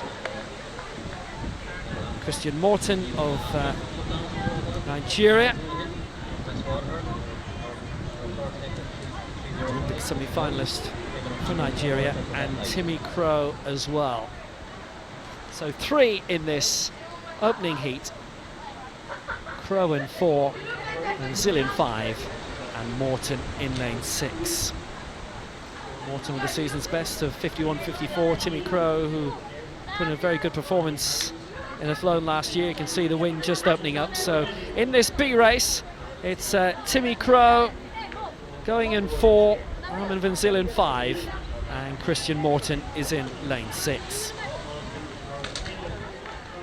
A lot of interest in Timmy Crow in this. Of course, he's his son of Timmy Crow, also father's name Timmy Crow, a great hurdler in the 70s with Limerick AC there. Timmy, so he's good bloodline there. He's been running very well over the last few years, kind of torn between the 400 metre flat and the 400 metre hurdles. Looks to have a magnificent build for a 400 metre hurdler. So he'll be looking to prove to the selectors here that he should have been in the A race. So let's see, can he do a bit of damage? 3 athletes in this race, so it'll be difficult for them to, but Timmy has the advantage. He's on the inside of the 3 lanes. They're running lanes 4, 5 and 6.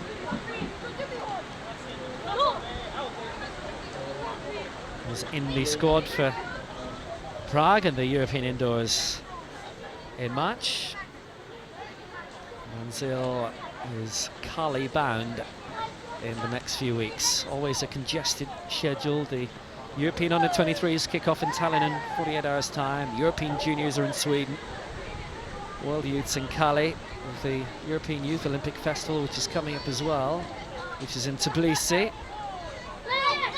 And the World University Games just kicking off in Korea. And Thomas Barr is there and not here. So it's Crow in 4, Van Zyl in 5, and Morton is in lane 6. The B race, the men's 400 metres hurdles. As you look around the track, you can see the trees and the flags are blowing, so it looks to be very windy and blowy. So it'd be interesting to see how that affects the time in this particular race, which will give us a good indication as to how the A race will go.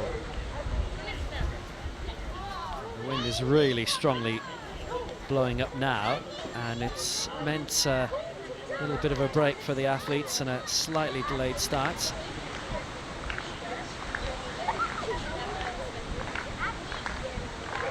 glorious weather last year. Not quite reciprocated tonight, but at least it's not raining.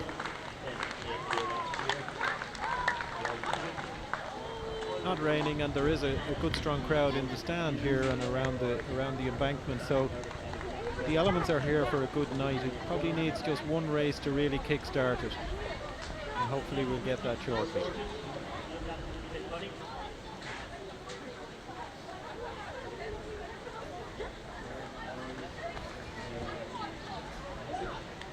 You have to say that putting on a meet of this magnitude takes some organising when you see all the officials marked around the track and the negotiating that gets the athletes along to the promotion of the event itself.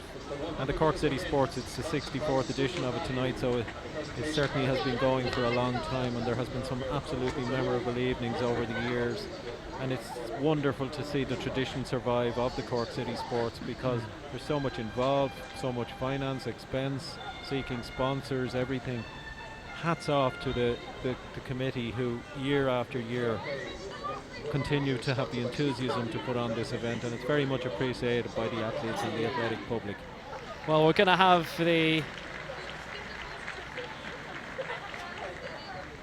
100 metres presentation first, and it was Solomon Bakari in third place and Maurice Mitchell of the United States in second.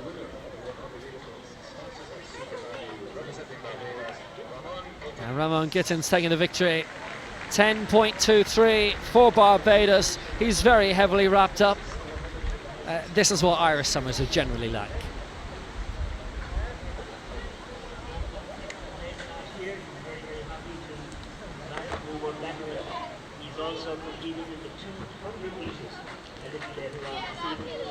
A lot of these men we'll see racing later tonight at double the distance.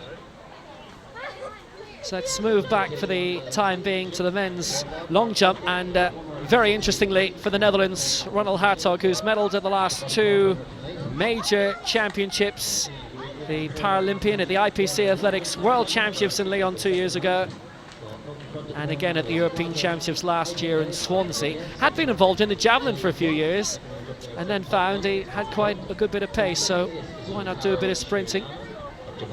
And it has worked out very well indeed for him, having medalled at the last two major championships, but having been a very high finisher also in the javelin in the World Championships prior to that. Hertog winning silver in the long jump in Lyon 2 years ago, the IPC Athletics World Championships there, and then bronze in the long jump and the 200 in Swansea in the European Championships last year. They're just testing the starting equipment at the moment, so we will be having a slight delay on the track. So prior to that, currently lying in third place in the men's long jump for Japan, Arunobu Kujima.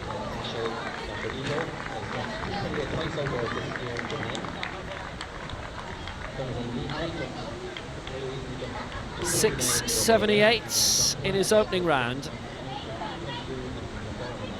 And Hartog, by the way, there going out to 6.88, puts him up into third place. So Kojima knocked out of the top three for now. May have to push it a little bit. It's a white flag, which is good news for the Japanese. The event now being led by Namibia's Roger Haitengi, going out to 7.21, 4 rounds in this.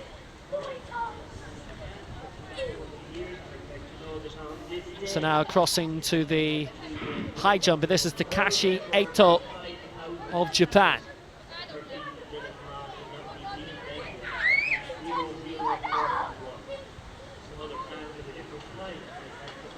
But no joy, his first attempt at 2.18 meters.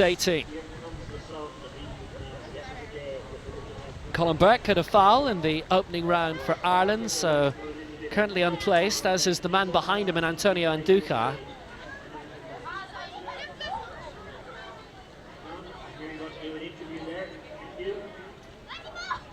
And high jump currently being led by Mihai Donasan of Romania, going out to 2.18. So let's see if Colin Burke can get something on the board this time and not on the plasticine.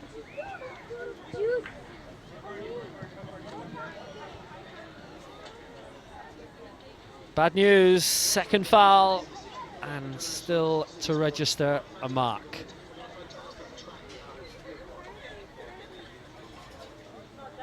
Excellent crowd in the house again at CIT tonight for the 64th Cork City Sports, and 1984, the year that so many people remember for that fantastic hammer and Yuri Sedek, and the world record set here. Yeah, that was the night. There was another great night in 1982 when Sidney Marie ran a 3:49 mile, which electrified the crowd. So Ramon Gittins wins the men's 100 metre 10.22. Maurice Mitchell in second place, and Solomon Bakari takes the third place. Has to be said, that's very good sprinting for a night like tonight, Greg. Yeah. So let's go back to Takashi Eito of Japan, his second attempt, and he just managed to knock that down at 2:18, and he's really beginning to struggle now. Back to the long jump, and this is Antonio Anduka. They're just getting the plasticine remodeled after the second foul by Colin Burke that has him in a bit of jeopardy in this competition, but now Anduka can come through with his second attempt, having missed out in the opening round himself with a foul.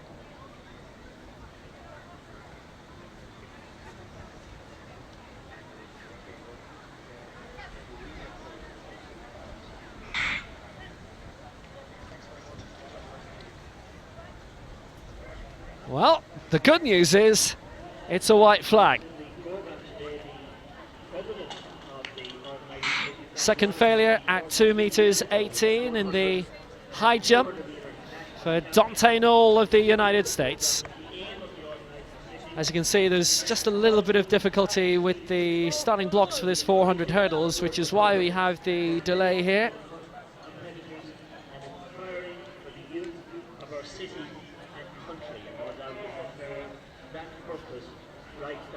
So now into the third round of the men's long jump, and Norris Frederick of the United States. Fifth place, 683 in the second round after an opening round foul. We will have track action shortly. Athletes are stripping off again and we're ready to go again. So Norris Frederick for the United States, season's best of 7:79 and his best of the night, just marginally a metre down on that.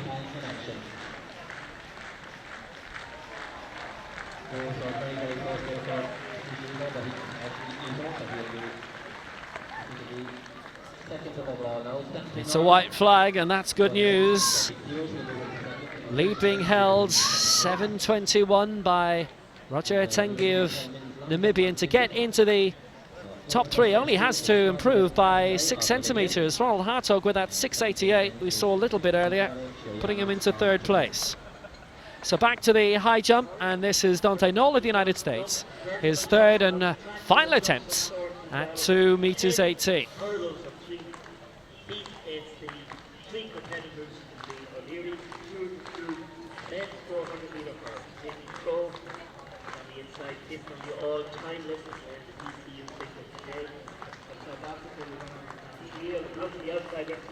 .222 season's best, and he's not there. Just went down with the back, and that's the end of his progress in the high jump.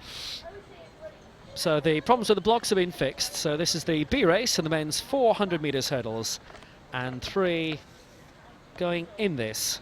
Timmy Crow of Ireland in 4, Armin van Zyl of South Africa in 5, and Christian Morton of Nigeria is in lane 6.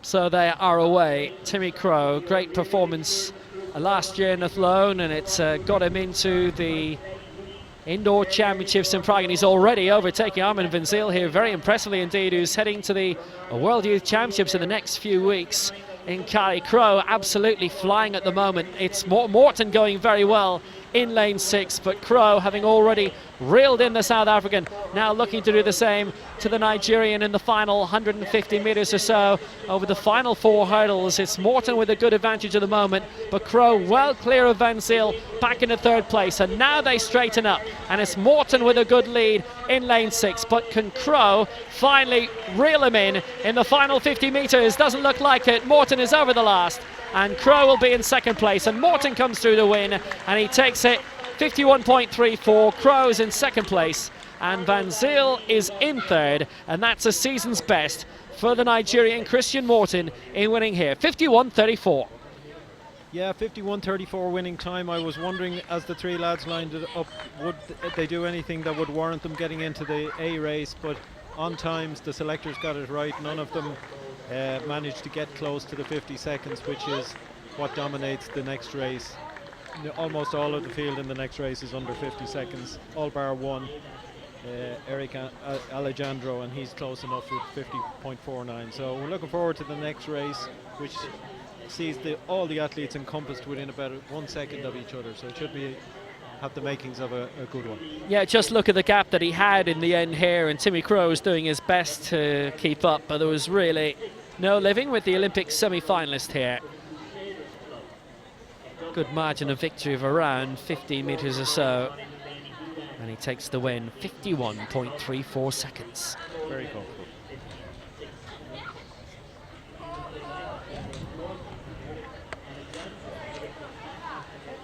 Back briefly to the long jump, and Kadai Sakuma of Japan in the 3rd round, and instantly a red flag, so he will not progress.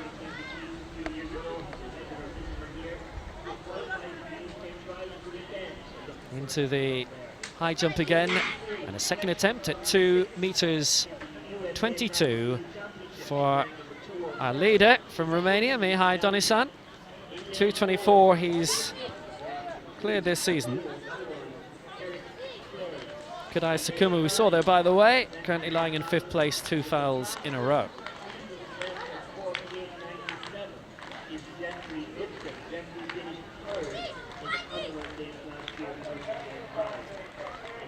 Still a couple left in this competition, and Donizan trying to push it all the further, but he fails with his 2nd attempt at 2:22.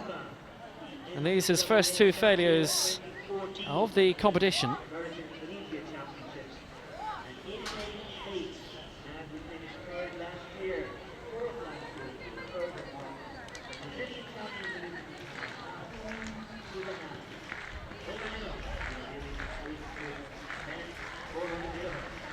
Third and final attempt for him then.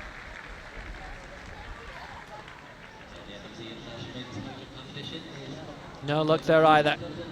So his night ends.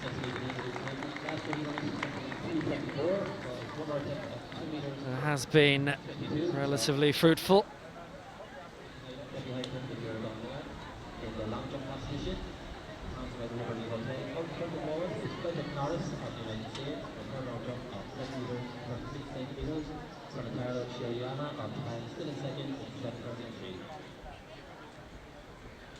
Fine results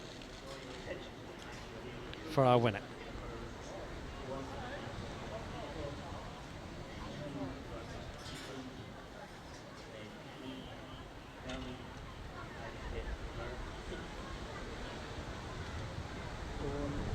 So Donzan wins it in the end, 2 meters 18. Takashi Eto of Japan was 2nd, 2 meters 15, and 3rd on Canpack for the United States, Dante Knoll of the USA.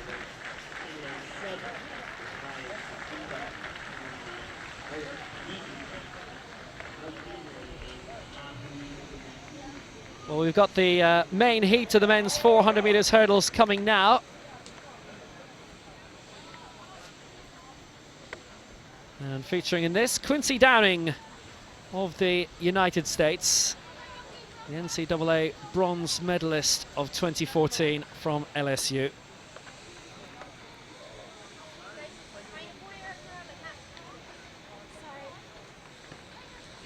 Alongside him, lane 5, Jeffrey Gibson of the Bahamas.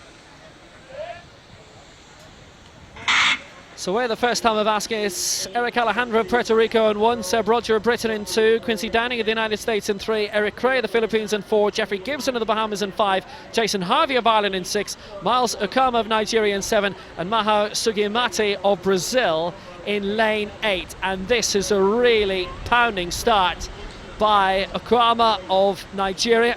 But can he keep things going here, the 23-year-old? We've got the Southeastern Asian Games regular gold medalist champion. I took the honours again a couple of weeks ago, Eric Cray of the Philippines. And this is Jeffrey Gibson of the Bahamas, who's moved up now in lane 5. Cray in second place right alongside. And is there a little bit of a sting in the tail from Okama? It's going to be Gibson who's going to take this, and Gibson wins it well. And Okama is in second place, and Quincy Downing in third for the United States, and 49.64 is the winning time. Recovered very well and got the victory in the final 100 metres. Well, true to form, the winner was the man who went into the race with the fastest time, Jeffrey Gibson from the Bahamas, and he gave a very good performance, gun to tape. He was always in control of that race. Looked a bit ragged over the last hurdle, but other than that, he was always in control. Really solid, competitive race. Jason Harvey will be a little bit disappointed, but I think the conditions really showed there tonight. Everybody down about a second and a half, so obviously the wind on the back straight is troublesome. Yeah, the Commonwealth Games bronze medalist from Glasgow last year. Good pace and power as he got in ahead of Akuuma in the end in second place for Nigeria. And Downing was in third. So good victory for the Bahamas. Jeffrey Gibson, 49.64, and he's with Tulson. Jeffrey Gibson with me, not happy with his start, but happy with your finish. Yes, I'm known for my strong finish. I just wish I could have gotten up much faster on the first 200. How difficult was it coming around that back 200 though, because the wind all of a sudden comes into your face? I think it was more so hard because my eyes started to tear up and I couldn't gauge the hurdle that well to see which leg would come up. So, it's a little bit second guessing, 2 or 3 meters right before you hurdle. How have you rated your season so far? It's progressing along nicely, like how I'd wanted to. Ultimately, the end goal is world champs and the podium there. So, this is just one more step getting there. Well, you made the Commonwealth Games podium last year, so you want to make those World Championships podiums this year. We wish you all the best. Thank you very much.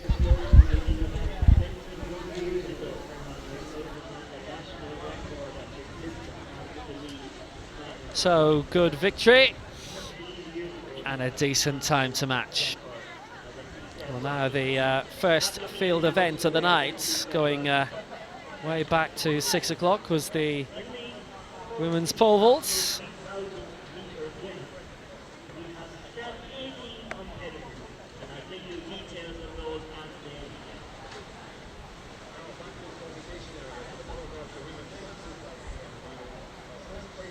As you can see, a couple of West Waterford athletes performing very well in this, and Megan O'Connor and Lisa Houlihan. Victory in the end going to Ireland and Laura Cusson.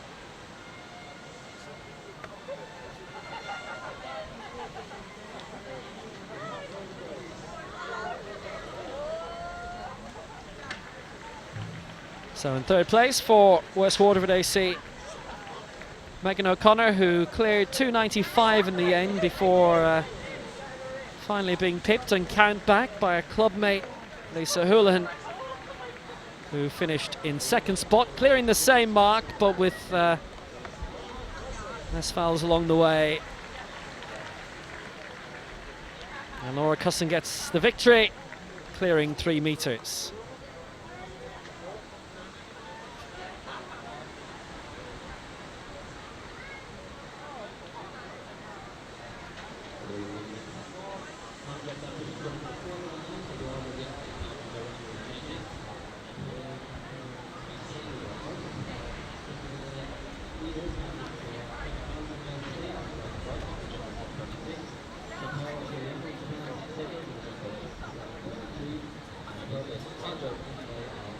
So now the women's 3,000 meters, and some fabulous names in this, including the world junior champion from last year in Oregon, Mary Kane of the United States. Mary Cullen, the 3,000 meters bronze medalist at the European Indoors in Turin in 2009. Michelle Finn, the Irish steeplechase champion and the Cork City Sports Athlete of the Year in 2014. A lot of Irish representation in this, huge amount from the United States. Abby D'Agostino, the NCAA cross-country champion of 2014. So underway then in this women's 3,000 metres, it's Mary Cullen of Ireland, Mary Caney of the United States, Dominika Nowakovska of Poland, Faye Fullerton of England, Liz Kostler of the USA, Kira Durkin is in this for Ireland, Sana Kubai of Germany is also a steeplechaser, Mary O'Sullivan and Michelle Finn of Ireland, Lyndon Hall of Australia, Addie Bracey, Jamie Cheever, Mary Goldcamp of the United States, Abby D'Agostino, Kristin Finley, Heather Wilson, Rachel Snyder and Sarah Peace. We've got Agatha Strauser of Latvia, and out in front the pacemaker is Fiona Coe, who's bringing them through, but Mary Kane is aiming for 71-second laps here if at all possible, finished 8th in the Wanamaker Mile in 2015, and she's wearing 102, but it's Mary Cullen who's pushing away out in front behind our pacemaker, and Abby D'Agostino also, the twice Ivy League cross-country champion, and that cross-country success at NCAA level in 2014. So it's a really good quality field, this. Yeah, this is going to be very interesting. Isn't it wonderful to see Mary Cullen back in there? She's been traumatised with injuries over the last few years. Such a talent. Recently ran 15:29 for 5,000 metres in the States, which indicates that she's on her way back to form. Very strong field of athletes from the United States, which are going to really put it up to Mary Kane, as you said, American from America, and a World Junior 3,000 metre champion. And here she is, making her way up to the front already, very impressively. And it's Dominika Nowakovska, who was a bronze medalist in the team in the European Cross-Country Championships at under-23 level back in 2007 in Toro. The pole has moved up well into, realistically, second place behind our pacemaker. Moving up in the outside now, Abby D'Agostino of the United States, the 23-year-old, she in the fluorescent singlet. And on the inside is Mary Cullen. This has got the makings of potentially a very good race. 6 laps to go, and they're nicely bunched to the front, and Fiona Keogh is putting out a good pace at the moment here in this women's 3,000. Yeah, Abby D'Agostino is, as you said, is from the US. She's a former US collegiate champion, a very fine athlete in her own right. Probably the best of the American athletes here. We're talking about Mary Kane, but you've got to remember that Mary Kane is a junior athlete. We'll look for an 800 metre split here, Will, and we'll be looking for about 2:24. That's 9-minute pace, so there's more to give here from these. These are all in their comfort zone at this point, and well bunched, and I'm glad to see that Mary Cullen is sitting in there nicely in 4th or 5th position. In a good position at the moment, leading them out, our pacemaker Fiona Keogh, and then Mary Kane in second place. Abby D'Agostino 1:16, Mary Cullen there in a very good position, and Nowakovska of Poland is pushing up there as well, along with 1:04 for England. Faye Fullerton, who was out with injury for around 18 months, made a comeback towards the end of last year, but keeping the pace going very well. Mary Kane, 5 US junior records to her name. 5 laps to go. They've gone through in around 3:03. Yeah, the field is well bunched, and the other Irish girls in there, including Michelle Finn of Leavale AC, went through in about 3:05, which is about 9:15 pace. They're running way ahead of what their normal personal bests would be. This is a brilliant race for the Irish girls to be in there, mixing in a large field, getting dragged along, getting taken out of their comfort zone. So I would expect a few personal bests here. I'm also very excited to see Mary Cullen move up into second place after 3 laps. And Mary Cullen has made a very good move up. She's in second place behind her leader Mary Kane at the moment, and Faye Fullerton in third place. D'Agostino holding her own quite well in fourth, and Abby Bracey from Boulder, Colorado of the United States, she's now lying in 5th position, and going further back is Rachel Snyder of the United States. She's due to pace a little later on, and 1:11 is Lyndon Hall. But as they come through in front of the main stand again here, it's Mary Kane who's holding firm, holding court. Mary Cullen second, Faye Fullerton just moving on the outside, and in 4th place, 1:16, Abby D'Agostino. We've got 4 laps to go, and the pace still quite good. They've gone through in 4:20. The race hasn't really begun yet. but it's about to take off at some stage. There's about 4 or 5 girls there, and they're all itching to have a go. And it's not the smartest move to have a go with a wind like there is out there at the moment. So Mary Kane is the one who's taking the brunt of that wind. Faye Fullerton's very tall, she's taking a fair bit of it. Mary Cullen is cute there, she's poised on the shoulder of Mary Kane. So really Mary Cullen is dictating this race at this point in time. Yeah, Mary Kane had a disappointment in the recent Wanamaker Mile. She came through in 8th place in that. Mary Cullen has had some disappointments through injury, but we've seen her back in international form lately. Won a couple of road races in Ireland in the past 12 months. Holding her own in 2nd place behind Kane at the moment. D'Agostino then in 3rd, and tucked in the inside, Rachel Snyder. Interested to see how well she's doing in 1:19. Fullerton still doing well on the outside, and Abby Bracey just paced in there. So we've got 1,200 to go, 3 laps remaining, and it's taken out again by Mary Kane, with Mary Cullen just on her shoulder. Yeah, the pace is a little bit below what it should be. They're going to go through 2K in over 6 minutes. They should be significantly below 9 minutes by right. So obviously the wind is affecting things. Mary Cullen looking very comfortable. Mary Kane working so hard there. D'Agostino in 3rd. Faye Fullerton still involved there. Really good race.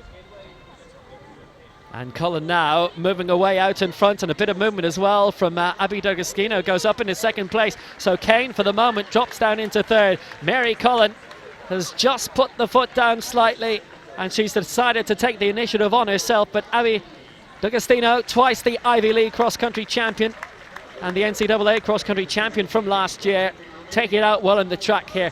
8:51.91 is a lifetime best. That's indoors. Season's best also indoors of 9 minutes 0.78, and she's hit the front now ahead of Mary Cullen, who's got an 8:48 lifetime best. The fastest of this field. She's in 2nd place. D'Agostino's taking it up. We've got 2 laps to go. Cullen in 2nd place, and Kane is in 3rd. And in 4th is Rachel Snyder. 5th is Lyndon Hall. And in 6th, tucked in the inside, was Abby Bracey. 7th was Faye Fullerton. D'Agostino's made a very significant move here, and Mary Cullen is struggling to go with that break. It was the sheer tenacity of the acceleration when it came that took Mary by surprise. D'Agostino really looks good as she flows down the back straight. It's hard to see her coming back at this stage. She's actually going away from the field. Mary Cullen desperately looking for a glimmer of hope that D'Agostino is bluffing and that she won't be able to keep that going. Well, they've run the hard yards in terms of the cross-country. Mary Cullen has represented Ireland in that, obviously. And that fine bronze medal in Turin 6 years ago now. But look at Abby D'Agostino go. Has she done enough? Not quite as fast as him, but she's going very well indeed in terms of the final 500 metres here. And now a little bit of movement in 2nd place as Mary Kane is going up alongside Mary Cullen. The bell is on the way. Has Abby D'Agostino timed this absolutely right? A lap to go. D'Agostino leads, and Kane moves up into 2nd place, and Cullen right alongside. Cullen will take the bell in 2nd place herself, and it's Kane in 3rd, and in 4th is Rachel Snyder. Oh, D'Agostino's flying. She's really up the pace here. 6:06 at 2K. She's going to come home in under 9 minutes. I'd say around 8:56, 8:57. Mary Cullen really battling hard for the minor placings. Mary Kane hanging in there as well, and Rachel Snyder not to be discounted. The race for the silver and bronze between those 3, but D'Agostino, no mistake about it. Look how far clear she's gone in the last 600 metres. It's D'Agostino who is clear by around 50 metres. 2nd, 3rd and 4th, they're very tightly bunched together. D'Agostino has done very well here indeed. She looks to have made the break at exactly the right time. It's D'Agostino out in front, and the main battle now is for 2nd place, because the main result, the number 1, is going to be Abby D'Agostino. This is very, very impressive. D'Agostino comes through and she'll win sub 9 minutes. D'Agostino comes through, takes it 8:58.39, and in 2nd is going to be Rachel Snyder here for the United States. 3rd is Mary Kane, and Mary Cullen, very good performance coming through in 4th place. Heather Wilson is in 5th, but what a really good win by Abby D'Agostino. 3. Oh, that was a great break that she made with around 600 to go. 8:58.39 the winning time. Mary Cullen finished in 4th position with a time of 9:08. She's continuing her rehabilitation back to the top.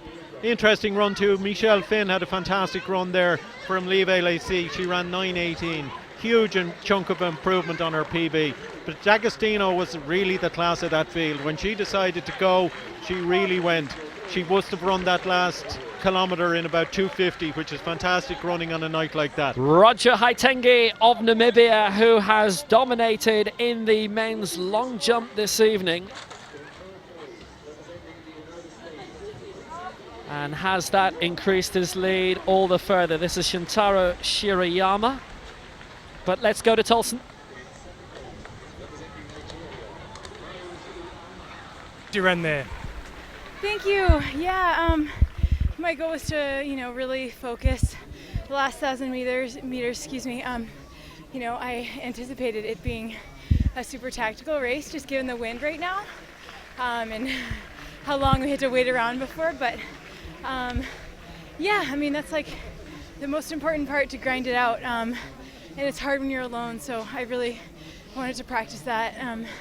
Yeah. And Mary Kane was with the pacemaker there. Was that your plan the whole way along, just to stick on her shoulder and then try and take it in that last 1,000? I was just going to stick on whoever was leading, and just assess how I was feeling with 1K to go. And so I think I waited. Maybe went like 900 to go, something like that. Waited till we got around the turn. It's been some year for you, hasn't it? World Championships coming up. Thank you. Yeah, I'm stoked for that.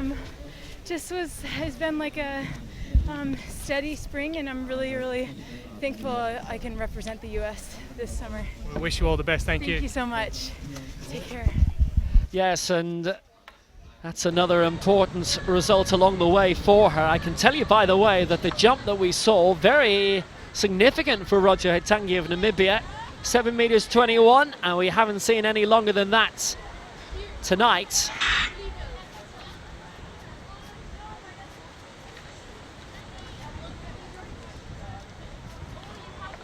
Matches what he performed in the second round.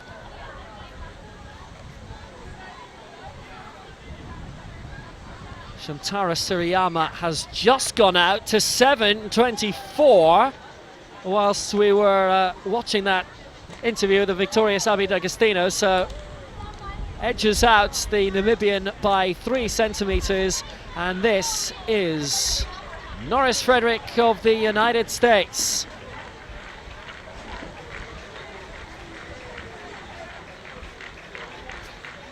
Fourth round attempt for the American.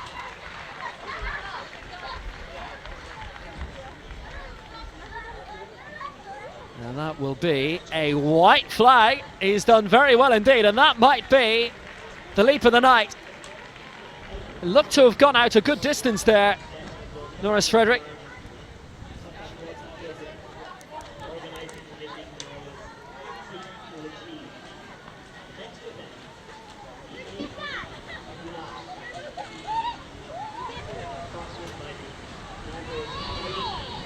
Foul in the opening round. Follow that up with a 683.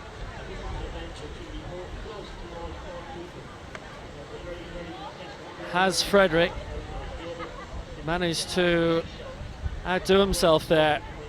Yes, 7 meters 36, and Norris Frederick is in the lead.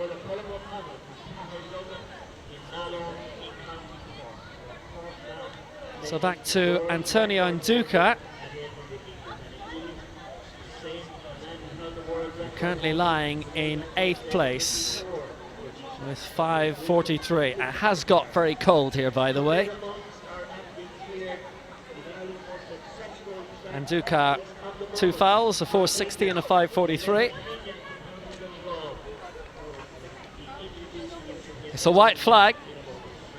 Would need to improve by a metre to get any further up the rankings, though.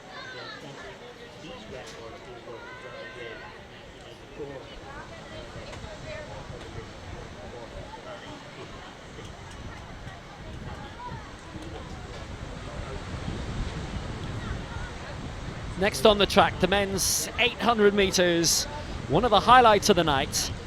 And it features the double European bronze medalist, Mark English.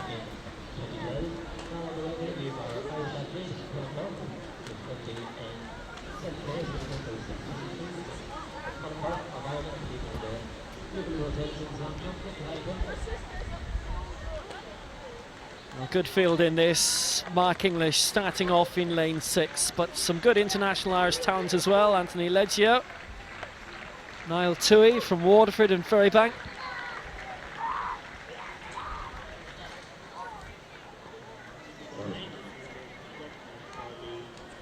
Andreas Bube of Denmark, who was edged out into 4th place by Mark English at the European Championships in Zurich last year. We've got a starting field of 13 in this, so it is very well stacked, but Mark English is definitely the one for us to watch tonight. Here's Michael Rutt, who won bronze for the United States in the 4x800 metres relay, the World Relays last year in the Caribbean. Also got good young Dutch athlete and Bob van der Ham. This could be very, very interesting indeed, but for Mark English, well, it's a big week. European Under-23s in Tallinn coming up at the end, and it is a World Championship year. Watch for a lot of jostling and bustling in this particular race because the conditions are deteriorated. It's windy, it's cold now, and this is the type of race that will end up very tactical on the back straight, and with such a big field, 13 people, expect a few elbows to be flying. It is a massive field of 13, and we're underway in the men's 800 metres. So Mark English, season's best 1:45.83, and looking to move out to the front straight away. We've got James Ledingham, by the way, who's in nominally as a pacemaker. He's in the West Waterford singlet of white and blue, and he's looking to move his way out ahead of the rest straight away, and he's done just that. And also going well for Uganda's Julius Mutinkanga, 1:49.29 this season. Ledingham, who works a lot on pacemaking duties these days, and he really is shooting out well ahead of the rest here. But in terms of the main race, it's Mutinkanga who's out in front at the moment, and English just behind him. And it looks to be Bob van der Ham of the Netherlands. He's wearing 8 in the yellow singlet, and just on the outside for Clonliffe, the American-based Declan Murray. So here comes the bell. It's around 52 seconds, and it's being led out at the moment by Mutinkanga. Ledingham to step away shortly. It's Mark English who's lying in 2nd place and also going very well. Andreas Bue looks to have moved up quite well for Denmark here, but Ledingham steps out, and now here comes the main race with the lead held by the Ugandan Julius Mutinkanga. Now Mark English begins to put the foot down, and a good bit of acceleration also looks to be coming from Declan Murray, but it's Mark English out in front. Murray in 2nd place at the moment with 200 metres to go, and English is working it very well, but they haven't got rid of the threat of Michael Rutt of the United States, the World Relay bronze medalist. He's moving up in on the outside, and English, well, you can see the grimace, looking to do his best to hold on. But now the movement comes, first of all from Michael Rutt, and then on the outside, pushing up is Andreas Bube, and Bube is going to beat English this time. Rutt, Bube, English is the 1-2-3, and it's Declan Murray in 4th place. And Mark English loses on Irish soil. 1:47.58 is the winning time. I think it goes without saying that Mark English is going to be disappointed with that night's work. He looked absolutely fantastic until about 200 metres to go, and then he just didn't seem to have the strength to haul himself clear of the field, which is really what he should have been doing at that stage. He just didn't have the power, he didn't have the acceleration, he came off the bend, and as soon as the winner went past him, he looked disconsolate, to be honest with you. I hope it's a one-off. It's not going to help his confidence in the build-up to the European Under-23s towards the weekend. He's going to feel the pressure now. He's going to be asked a lot of questions, both in the press and of himself and his confidence. Hopefully he'll be able to deal with it. Speaking of questions, he's with Tolson.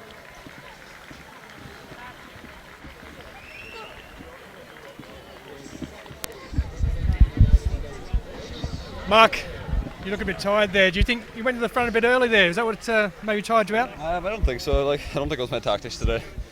I just didn't feel great out there, but you know, you get these races, and I think when you sit back and you look at, you know, how the last few weeks went, it's easier to identify what went wrong. So I'm not going to jump to any conclusions yet, and have a few races to look forward to the next few weeks. Yeah, and under 23 track and field championship you're off to next week, so you've got plenty of races ahead of you before those world championships. Exactly, you know, I've already run 145 this year, and I felt like I had a lot left in that race, so I know I just need to get back into that kind of a zone where 145 is easy, and hopefully the rest will come a bit easier. Is that the problem, making sure you peak at just the right time? Yeah, it's always the challenge for an 800 metre event, you know. A bit easier for 400, you can always smash out a 46, 47 for 400, but it's much tougher to try to get the balance right for an 800, you know. But I've still got a lot of time left to get things right, so hopefully I can. Go and get some oxygen into you.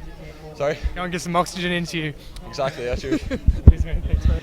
Yeah, he took third place in the end tonight. Did Mark English, victory to Michael Rutt. Andreas Bube in second place, who's been used to finishing behind Mark English in major international competition, but tonight got in ahead of him. Races continue to come thick and fast, and we have quite a few sub 4 minuters in the men's mile, 7 in total.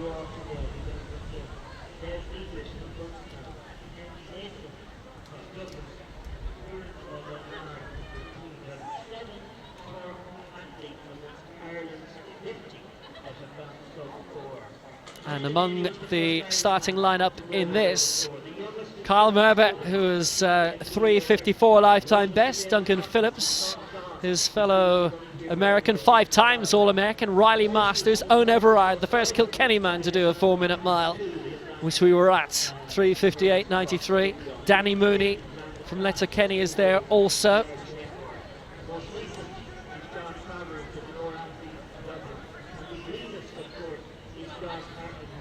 Nothing like a mile in Ireland to stir the emotions of the crowd. Everybody can identify with a mile. Everybody can identify with the significance of a sub 4 minute mile. And Cork, more than any other county, has produced an awful lot of sub 4 minute milers. We think back to John Hartnett back in 1973, I think, in Bantir, ran the second fastest time ever by a man on grass. When he ran 3:56.3, only the great Olympic champion Peter Snell had run faster on the grass at that stage, and John excited the crowd with that particular run. He earlier that year had broken 4 minutes for the first time in a meeting with the great Steve Prefontaine out in Oregon. Other great Cork milers, of course, Marcus O'Sullivan, who can forget him, Mark Carroll. And tonight we have a few more people trying to join that elite club. It's going to be difficult tonight because the conditions are not that conducive, but with such a big field, with everybody intent on it, if everybody addresses what they're trying to do, then sub 4 minute is a possibility. The Americans are here, the Australians, the British, the Irish, all the people around the world who identify with linear, who identify with a mile. Strangely enough, on the continent it's very difficult for the metric people to identify with the mile. They identify more with 1500 metres. But old-fashioned Ireland, we love a mile. And they will have to reset.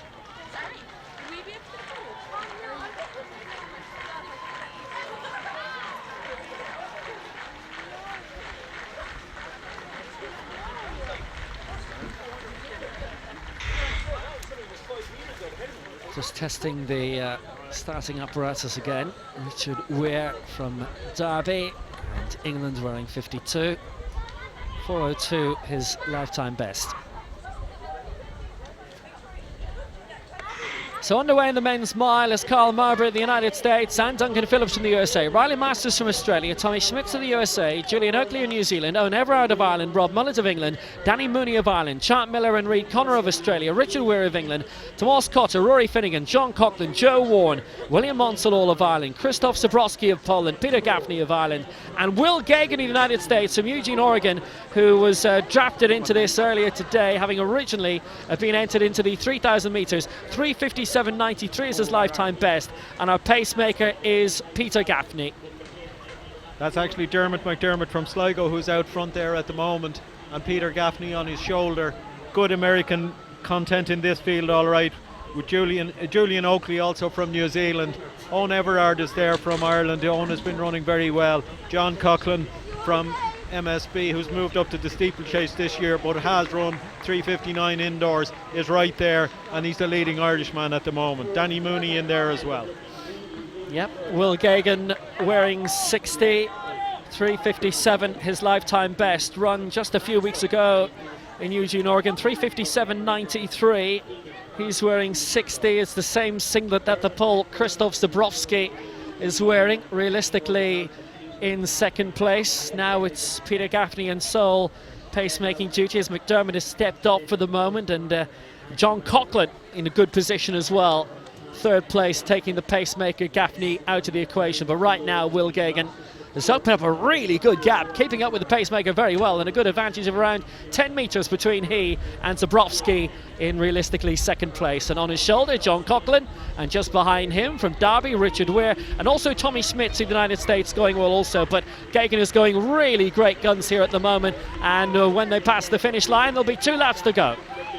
Yeah, Will Geoghegan is really poised. He's 1:59, 2 minutes at the bell. Realistically, he looks the best poised for the sub 4 minute mile. It's going to be difficult for the remainder. They're going to have to wind it up on the third lap, which notoriously is the lap where the pace drops. People who win miles, people who commit to races, do damage on the third lap. That's exactly what Will Geoghegan is doing at the moment. He's stretching out this field. He's actually going away from it. And if the pack don't wake up soon, they're all going to be running for second and third.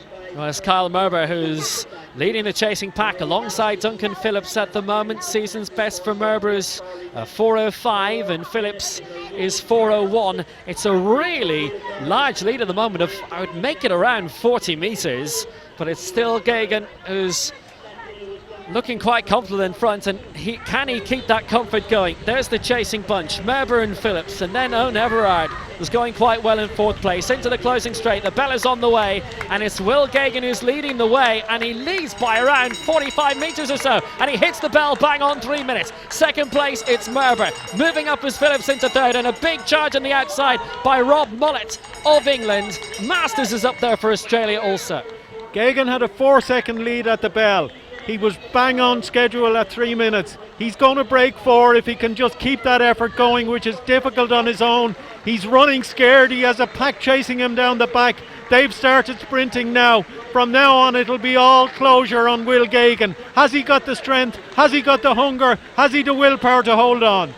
Well, Geoghegan has run 3:57 this year, and he doesn't look as if he's going to be too far away here. He's heading into the closing bend. The real race now is going to be for second place. He's done brilliantly here, Will Geoghegan, and they really are revving it up behind him. It's Merber and Phillips, and now here comes Will Geoghegan into the closing straight, and he looks as if he's going to break 4 minutes. If he doesn't, he'll come very close. It's 3:59, he takes it, and it's Masters in second place in the end, ahead of Merber in third, and fourth was Rob Mullett, fifth was Phillips, and I think it was Owen Everard coming through into sixth place, maybe a season's best for him, but 3:59.09 the winning time for Will Geoghegan, and he moved across successfully from the 3,000 metres that he was due to start in, and it was the right decision. He's won this very well indeed. 3:59.09. He got what he deserved there tonight. He was the one man who really committed to the pace, went with the pacemaker, wasn't afraid when the pacemaker dropped out to take it up on his own. Everybody else just got psyched out by the conditions, by the wind on the back straight. They thought about it too much, and Will Geoghegan, he just took it away. Yes, really good victory in the end for Will Geoghegan. He takes the triumph. 3:59.09, and what a sensational triumph for him ultimately. It has to be said, Will, in those conditions, 3:59 is really good running. And he's with Tulson. Will Geoghegan inside the 4 minute mile. A fantastic run right from the start. Was that the plan? Yeah, I mean, I heard the rabbits were going through 800, pretty aggressively, well under 2 minutes. So the plan was just to hang on to them for dear life. 8th in the US trials. It just shows you how much strength and depth there is in American running at the moment. Yeah, the 1500 group that we're sending to Worlds is fantastic, I think they all have a chance to medal. So just to be racing against those guys was a great experience. What's up next then? You missed out in the World Championships this year. What's the plan for next? For next year? I mean, I want to be strong and healthy going into the Olympic trials and give my best shot. See what happens. I wish you all the best anyway. Thank you. Cheers, thanks, dude. Yeah, but what a sensational performance it was from him, really, in terms of just how he dominated, and he pretty much took up the pacemaking all by himself in the end, and he did a great job in doing so, and he got the triumph. I suppose we should have known when he switched from the 3,000 metres that he wasn't doing it for the good of his health, that he fancied himself to win the race. And boy, he did dominate it all right. And as I said, 3:59 in the conditions that we have here tonight, cold, windy, not really conducive to fast track running. And he just had the go in him to really address the race, take it on. And he's made himself a very popular winner here tonight, particularly with the young fans. Great to see. The Americans, they love coming to Ireland and running miles because we all identify with the miles. And the Morton Mile in a few weeks' time will be testimony to that as well. Well, now we're going to move to the women's 100 metres hurdles. And a very good field in this as well. There's a very interesting Italian athlete here who's currently based in Sligo, and that's Alessandro Fuditari. We've seen quite a bit of her in terms of Irish meetings. And also for Germany, Pamela Dutkiewicz. She's from Wattenscheid. So it's Fuditari of Italy, Lisa of the United States, Jones USA, Newton USA, Catherine McManus of Ireland, and Pamela Dutkiewicz of Germany, the starting six in this. Dutkiewicz, the German indoor champion from Wattenscheid.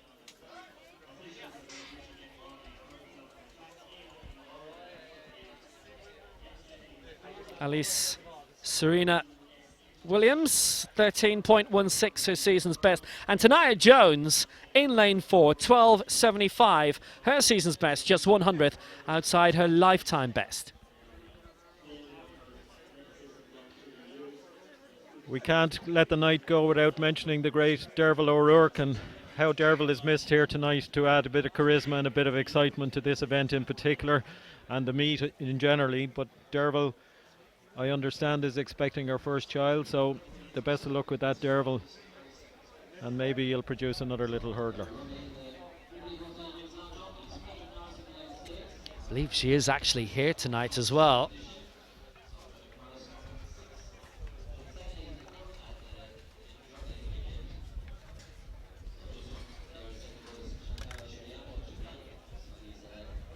Derval's successor, Sarah Lavin, is away an international competition as well. She's competing in the European under-23s shortly, so, and she is a worthy successor to Derval. She's broken her junior record and she looks the business, so continuing the great tradition of Irish hurdlers. Susan Smith before Derval. You know, we have a fondness for the hurdles, despite the fact that I suppose it's not the most easy access event, and it's difficult when you see the work involved in setting up the hurdles for a meet like this for 8 lanes and getting the measurements right and getting everything. It's a whole lot of discomfort, and then for athletes training over the hurdles, putting out the hurdles, and generally they have coaches that are incredibly dedicated to their cause, and it's those people who keep the event going. But isn't it well worth it when you get a Derval O'Rourke or a Sarah Lavin that comes along and wins international medals and wins international races? Because it's a beautiful event to watch when it's done well. And glory for Norris Frederick in the men's long jump. We saw his best of the night, and that's a good victory for him for the United States. A season's best of 7:79, and didn't get to match that tonight, but it was still a very good display.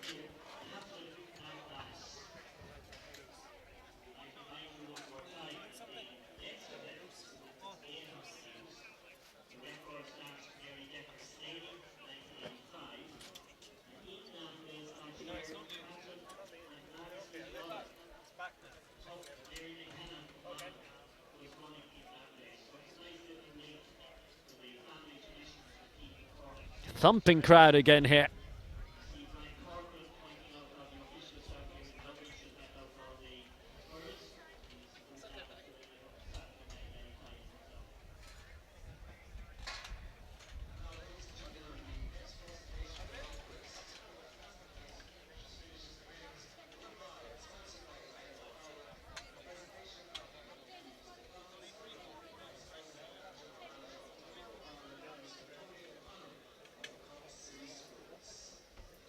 And that'll just tell you the breeze that we're having to deal with tonight here in Cork.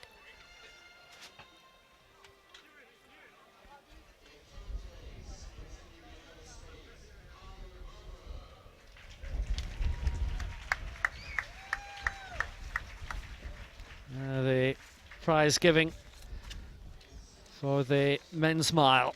And what a fine win it was for Will Gagan. 3:59.09. It was third place for Carl Mervis, second for Riley Masters. But Will Gagan was our winner.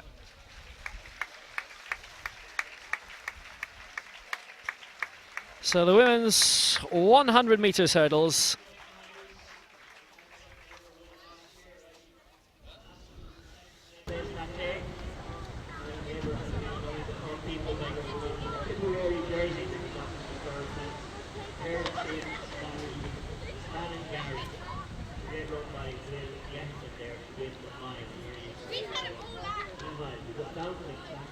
Fuditari on the right-hand side for Italy.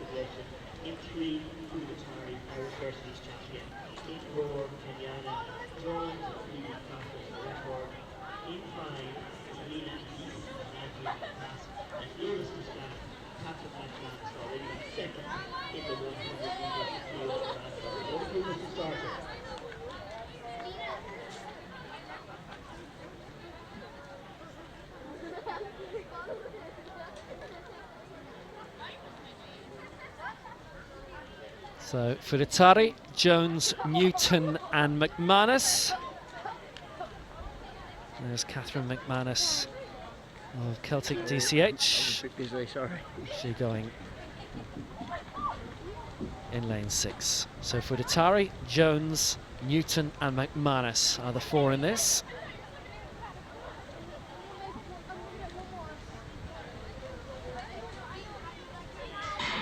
And so we're away at the first time of asking, and Jones looked to have got a good start in lane 3, and Newton alongside, and it's Jones just marginally leading at the moment, and Jones is going to come through. Not by much he gets the victory, but gets there in the end ahead of Elisa Serena who was in second place, and the winning time 13.34. It's a good win for Tania Jones. And 13.34 the winning time, and McManus was through in second place. Lisa Serena was second, and Tania Jones gets the win. Fuditari was in 4th for Italy.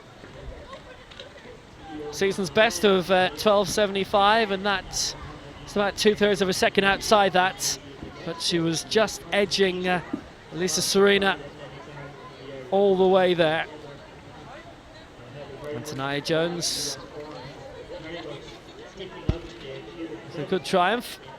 Meet record was 12.76 from a long time ago. Marina Asiubina from 1992. He's down in there. And those hurdles will have to be brought away very quickly, as we've got the 800 metres coming up very soon.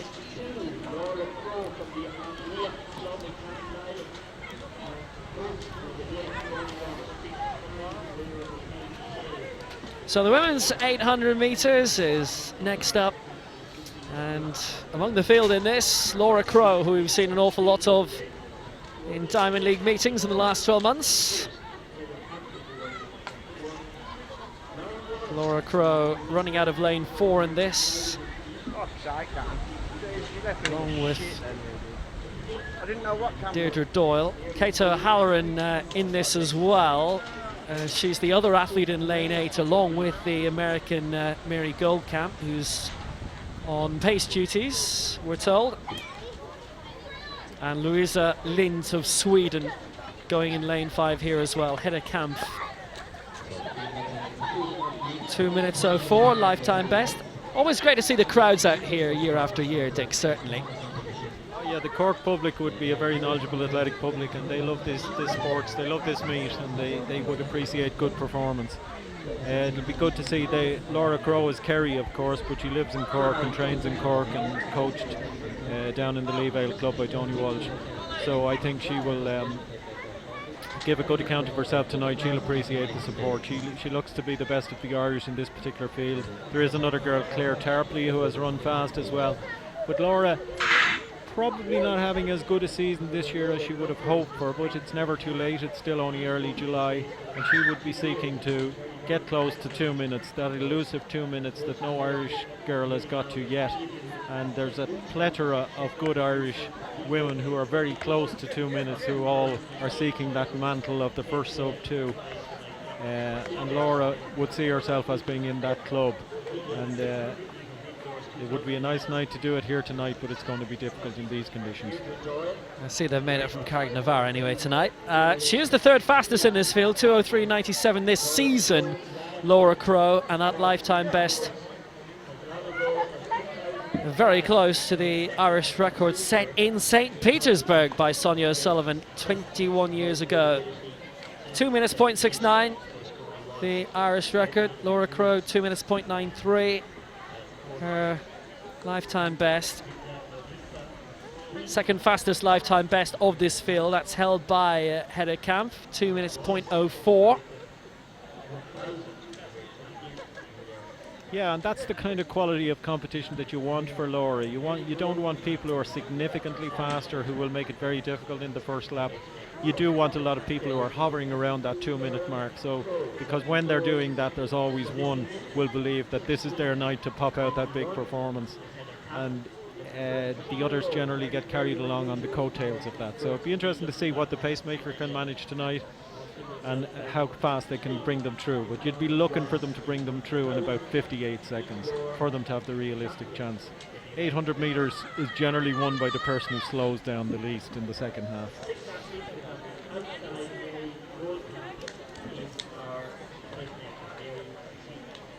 Mary Goldcamp, who's 2:09 personal best.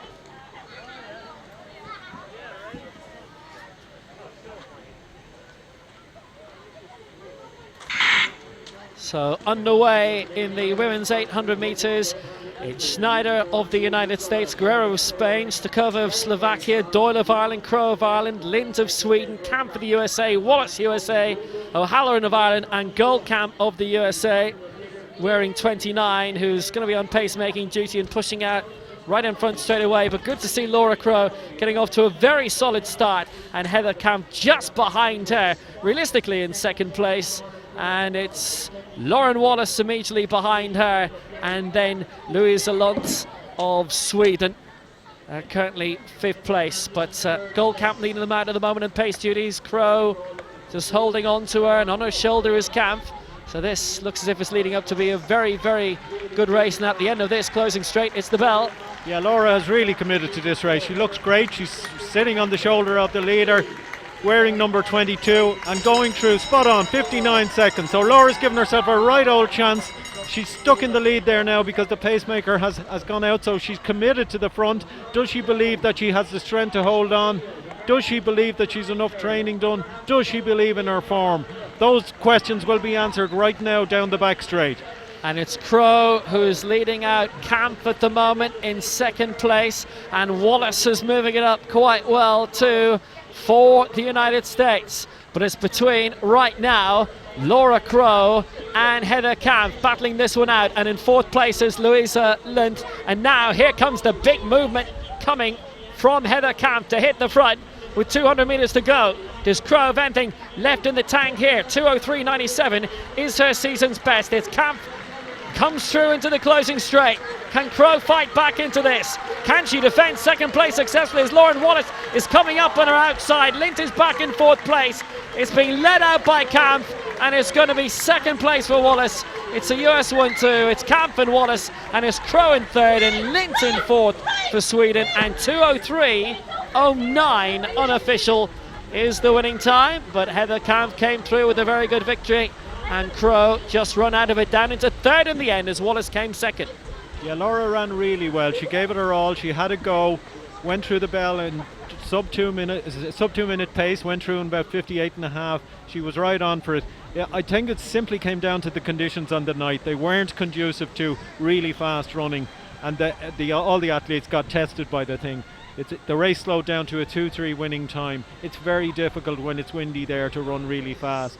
I thought Laura was magnificent tonight. That is a season's best for Heather Kampf. 2:04.07 prior to this, and she's taken just about a second off it. Heather, 3 years in a row, you certainly like this track.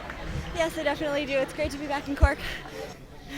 Season best, so you certainly went out at a good pace there. Yeah, I haven't raced the 800 very much this year. I've been focusing more on the 15, so this is just my second 8, but I was glad to improve on that performance in kind of cold and windy conditions. So, considering it's the season best, that wind when you come around the back straight there, certainly into your face, isn't it? Yeah, I almost regretted taking the lead on the curve there because I realized I'd be doing all of it on my own on the home stretch, but you have to just take those risks and trust yourself. How much more tactical is it for the 800 compared to a 1500? Because I've raced 800 more in the past, I feel like it's more straightforward. People usually just like to run a good, fast, clean race, whereas the 15 can be all sorts of different races sometimes.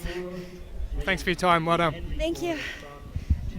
Cheers, thanks very much. Silver medal in the World Relays last year in the 4x1500 metres relay. On we go, women's 200 metres coming up.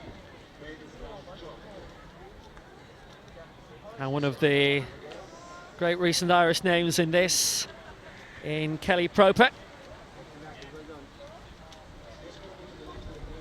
Cleo Van Boren won earlier tonight. Can she complete a double?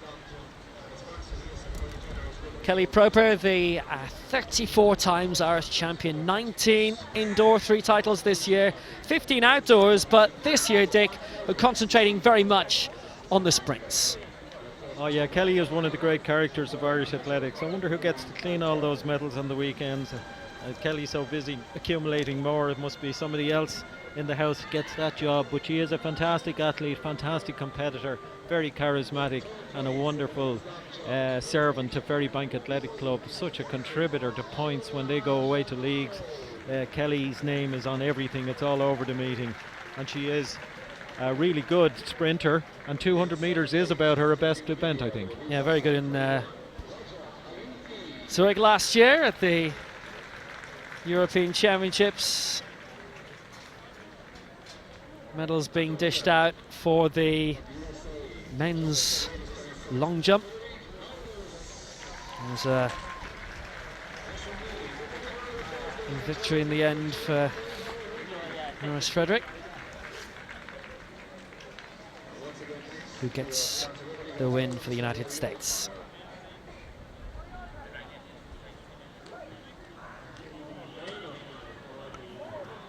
Henry Ford at top women's 400 metres. And the 4 athletes there running in lanes 3, 4, 5, and 6.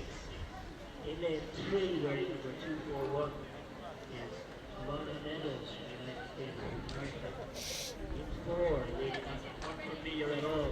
So the women's 200 metres then, and there are 4 going in this. Kelly Proper going in lane 4 for Ireland, up against 3 from the United States. Tawana Meadows in 3. World Relays gold medalist last year in the 4x200. Ashley Spencer is in 5, and Cleo Van Boren, who's now got 3 years worth of victories in the Cork City Sports. She goes in lane 6. Part of a busy European tour that will take in the Morton Games later this month.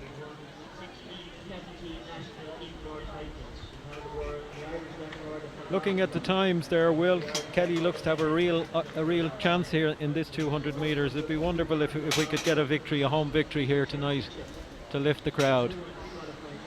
23.26 is her season's best, and it's only 1100ths outside her lifetime best of 23.15.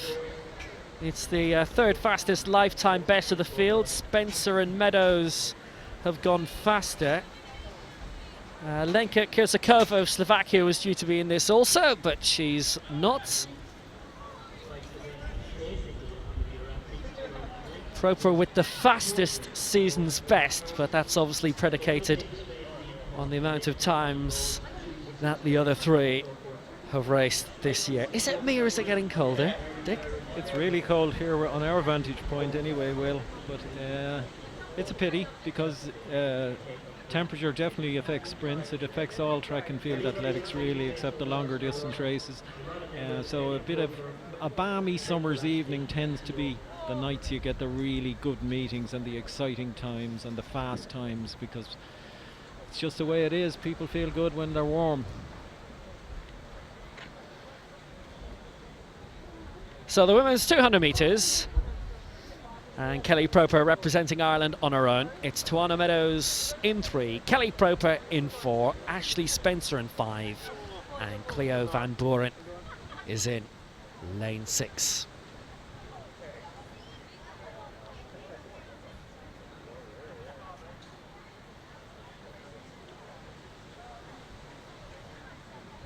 Proper has been the fastest of this field this season. She's already taken on and overtaken Ashley Spencer very well, but it's Cleo Van Buren in 6, who she'll really have to watch out for. She started brilliantly here as Kelly Proper. Can she beat the rest of the Americans here? They're beginning to fight back. Either side, Meadows in 3, Spencer in 5, and Proper's being overtaken on either side, and it's going to be victory for Spencer, and it looked as if Meadows just took it second place. And Proper would have been edged back into 3rd, and she did really well there for, well, maybe about 165 metres. And then either side, Meadows and Spencer overtook, and victory for Spencer in the end. Cleo Van Buren was back in 4th place. Proper, I think, down in 3rd, with Meadows just edging her in 2nd place. But a good victory for Spencer. 24:17 the winning time for Ashley Spencer.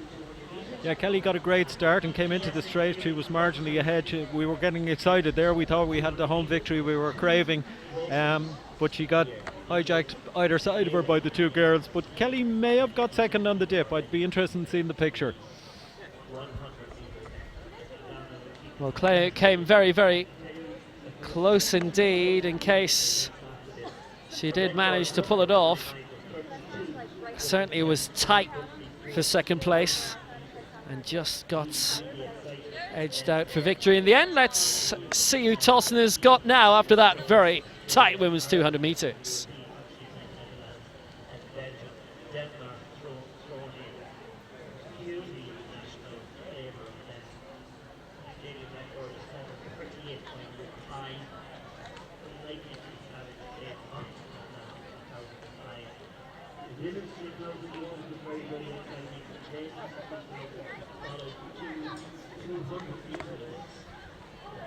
Yes, we'll see if we can see if she's not so speechless in the next couple of moments, but it was a really good 200 metres in the end, and she did come immensely close, and it just seemed to go wrong in the final 50 there, or rather those either sides sped up. Yeah, she was just caught a little bit for pace and strength, just the maintenance of what she had done getting around the bend, and had done so well. She was very tight, but she did get the nod, so that's great for second. Good call. Kelly Proper, second place, 24:38. Victory for Spencer, 24:16. So Meadows was 3rd, and Van Buren was in 4th place.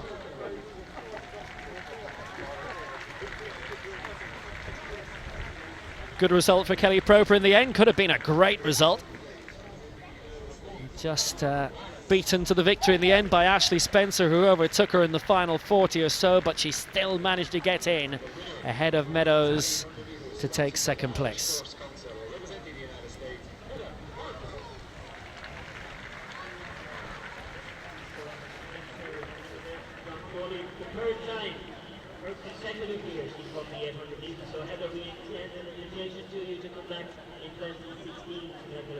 So the prize giving for the women's 800 metres, and In the end, it was third place for Laura Crow, with Lauren Wallace taking second spot, and Heather Camp a full second off her season's best, 2:03.09, to take the victory.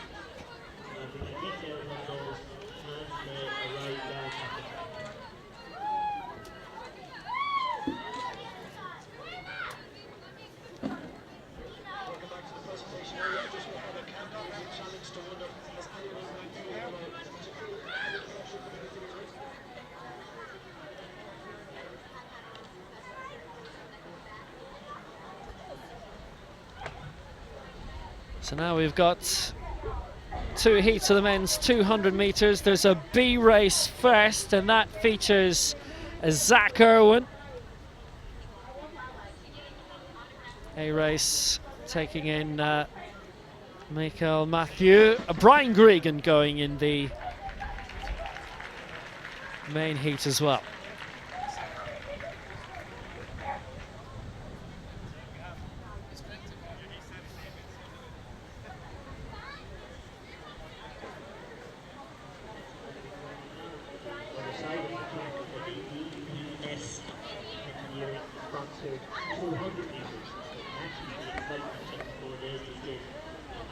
Just beginning to drizzle a little bit now.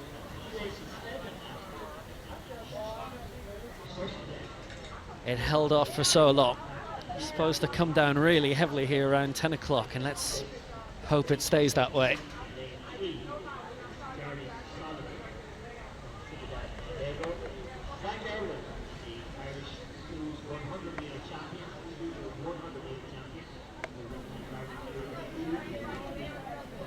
Okay, it was a very tight finish in the women's 200 metres. Let's see if we can get some reaction.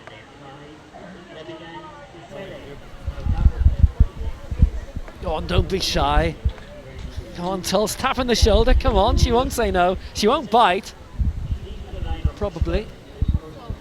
Go on, ask nicely.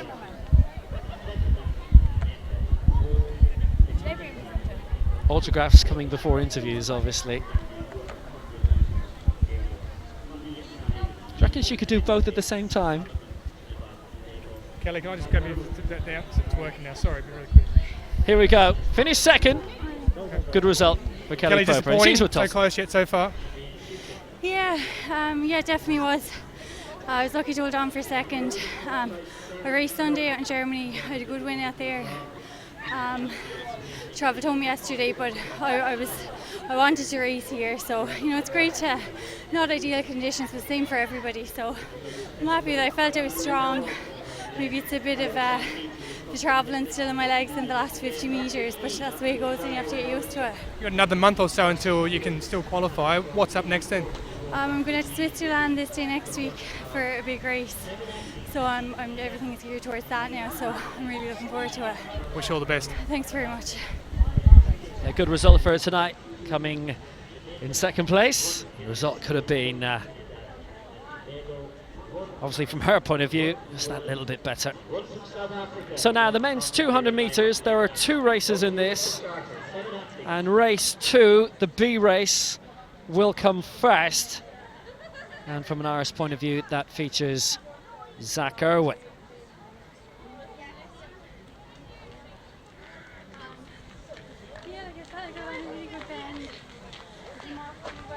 It'll be Feeney for the United States, Sullivan for Trinidad and Tobago, Frater for Jamaica, Irwin for Ireland, Mashtak for Poland, Cecilia South Africa, Fitton Jamaica, and Mackenzie of Jamaica.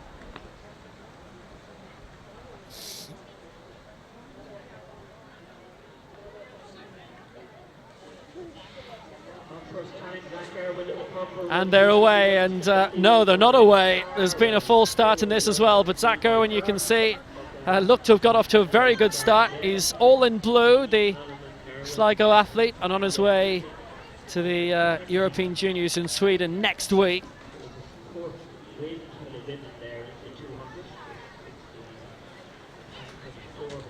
No, they've been very unforgiving with the false starts tonight. So here's the start list for the B race in the men's 200 metres, featuring Zach Irwin for Ireland from Sligo. International duty for him later this month. Mashtaka Poland did very well in the 100 metres.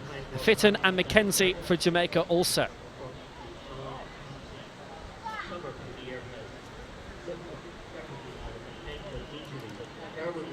So there's a red card coming. No, it's actually a yellow. It's a faulty start, so everybody's fine.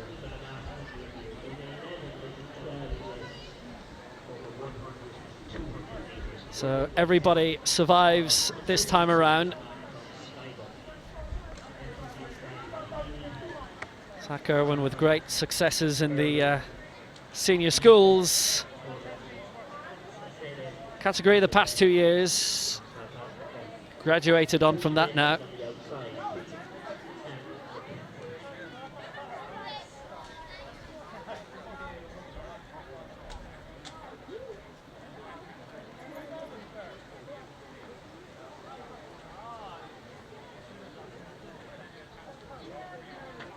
Certainly hasn't been a calm, still night here in the western outreaches of Cork City this evening.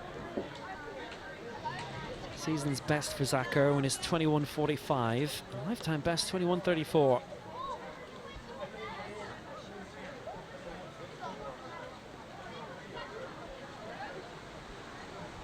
Season's best, faster than Michael Frater, faster than Shemaine Fitton. Frater with those two 4x100 metre relay Olympic gold medals in Beijing and London, and having done that also in two of the last three World Championships in Berlin in 2009 and Daegu 2 years later. Obviously, some very fast friends involved there. That's the trophy that's awarded at the function in tonight to the athlete who is deemed by the committee to be the athlete of the week. So they get their heads together and all the events are over. In 1968, Tom O'Riordan won this, becoming the first Irishman to go sub-8.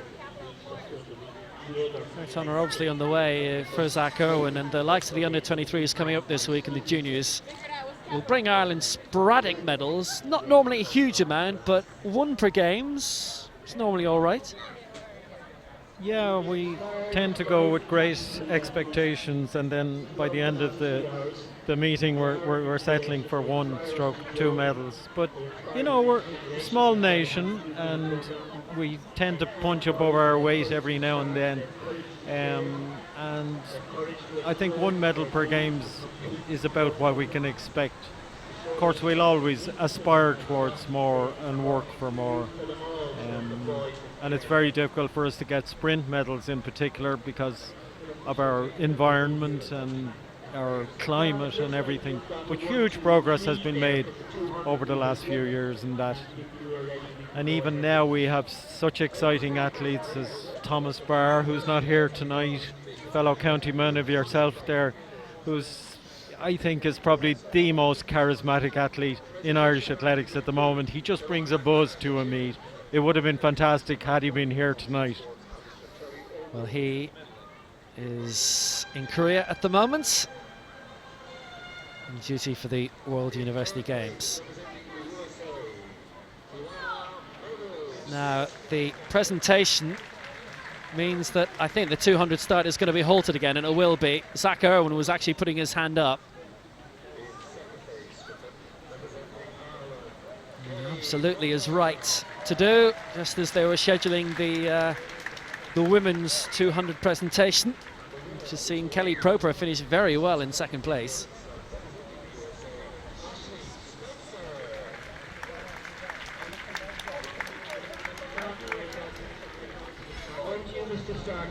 All about patience in situations like this, obviously. Now, ready for the fray again. So it's Feeney of the United States in 1, Solomon, Trinidad and Tobago in 2, Frater, Jamaica in 3, Irwin of Ireland in 4, Mashtaka, Poland in 5, Cecily of South Africa in 6, Fitton of Jamaica in 7, and Ramon McKenzie of Jamaica is in lane 8.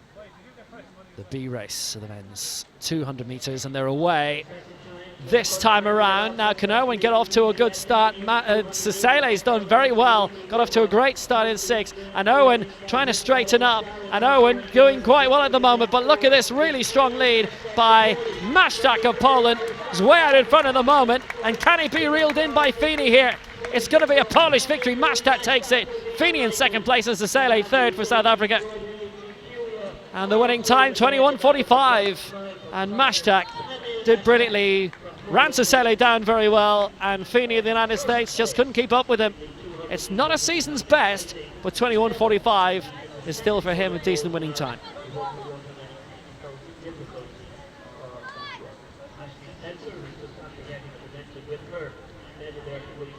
Well, Masztak really coming into his own past the bend.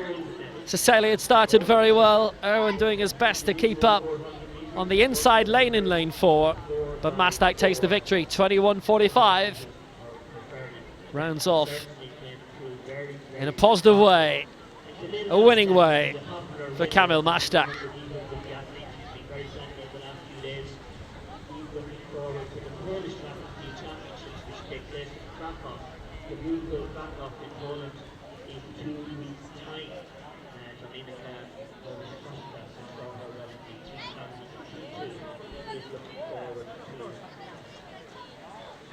Winner of the 100 metres, Ramon Gibbs, will run in lane 2, 7 athletes, nobody in lane 1, in the second. Talking through a very positive night's work is Kelly Proper.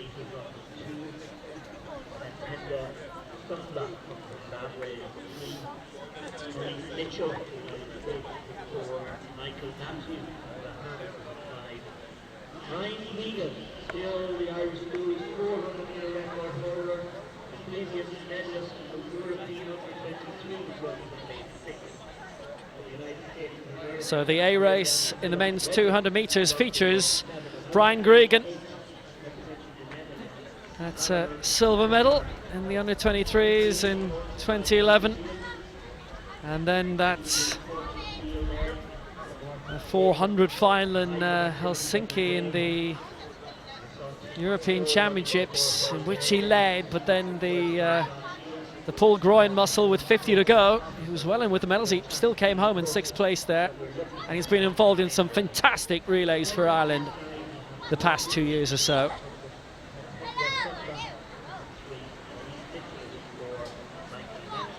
Another encouraging time for Ireland in the European Team Championships, which were held in Heraklion a couple of weeks ago. And no Irish wins this time unusually, but still their best ever placing in the European teams. Yeah, and the ones contributing the most tend to be the track people and the faster track people, like the relays, the hurdles, the shorter distances. The likes of Brian Gregan, Thomas Barr, Mark English, they all contribute so many points to that effort. And you talk about the 4x4 there, wasn't that fantastic in Zurich last year? Team finished 5th, 4x4, and Irish record of 3:03, and such progress has been made. And there's every prospect that that Irish team will qualify for the Olympics this time round. Only 16 countries can qualify, and I think at the moment they're ranked in there around 14th or so, with high hopes of even making the final. So underway in the 200 metres A race, Buckery, Gittin, Sumba, Mitchell, Matthew Gregan, Mitchell and Redrick, who was called in as a late replacement. So can Gregan move up well here in lane 6? Well, it looks as if there's been a bit of trouble for Redrick here, and Gregan's falling behind, and it's Maurice Mitchell who comes out, lead them home, and in second place Gittin's close on the line, ultimately with Solomon Bukhari. 21:07, the unofficial winning time, and Gregan looked to be back in 4th place there. Yes, but given the conditions, a very good run all round. The winning time is solid, 21:07. Brian Gregan, we all know he's not a 200-metre runner, he's a 400-metre runner. He's using that as speed work. He looked good tonight. I thought he looked sharp, and he looked like a man who's rounding into a nice bit of shape.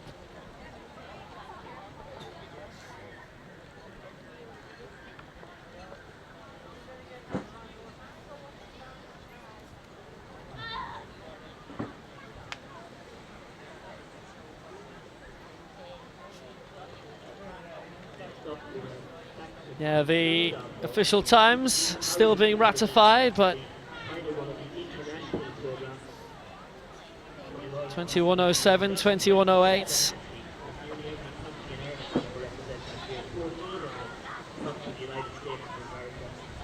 Mitchell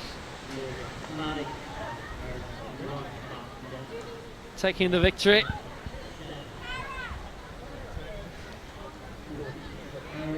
Second was Buckery, third Gittins and Gregan, fourth, and let's go back to Tulson.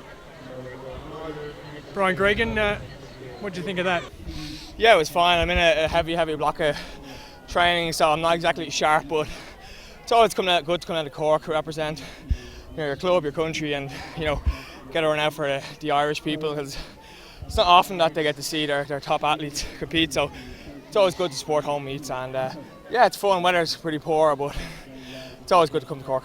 What have you made of your season? It's been up and down. I suffered an injury just before the World Relays, meaning I had to pull out, hurt my hamstring, and basically playing catch up for the last 2 months. But I've got a good solid block of 2 weeks now, another 2 weeks, and I reckon I'll be ready to go and back into the 45s.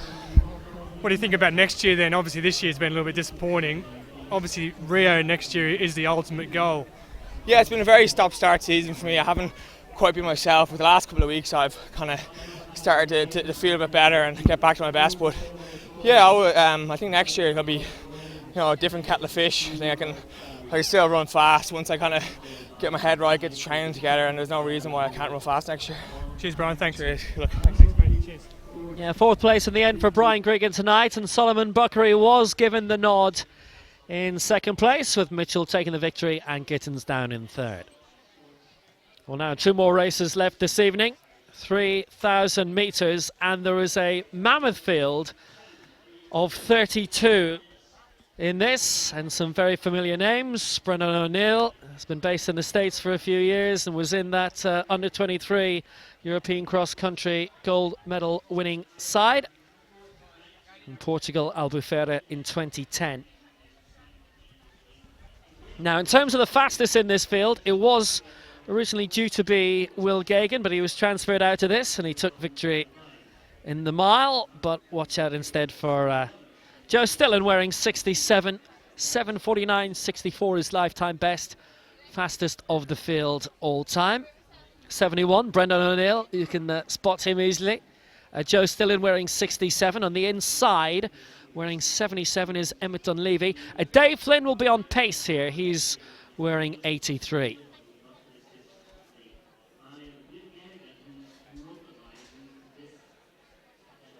So 32 in the field for the men's 3,000 metres, and a staggered start as a result of that, and it's going to be really fascinating to see what happens. McNeil, Stillen, Forrest, Brett Robinson, Peterson, Brendan O'Neill, Ruel, Hanrahan, Chesser, Jeff C, Dunleavy, Haywood, Berry, McCarthy, James McCarthy, Tedesco, Kevin Mulcair in this, Dave Flynn, Eric Keogh, Sean Tobin, Neil McCormick, Marco Sullivan, Ryan Creech, Kevin Munsell leading the way. Dave Flynn bringing them out, being the pacemaker. And Joe Stillen perched in just behind him, wearing 67. In the green is Jonathan Peterson of the United States. 76 is Jeff C of the United States. And perched right behind them, Brian Schrader of the United States in the colourful singlet. Coming round on the outside, Lee Vale colours of Chris Harrington wearing 80. Just behind them is James McCarthy, 8:19. His lifetime best, really congested for this 3,000 metres, 7.5 laps.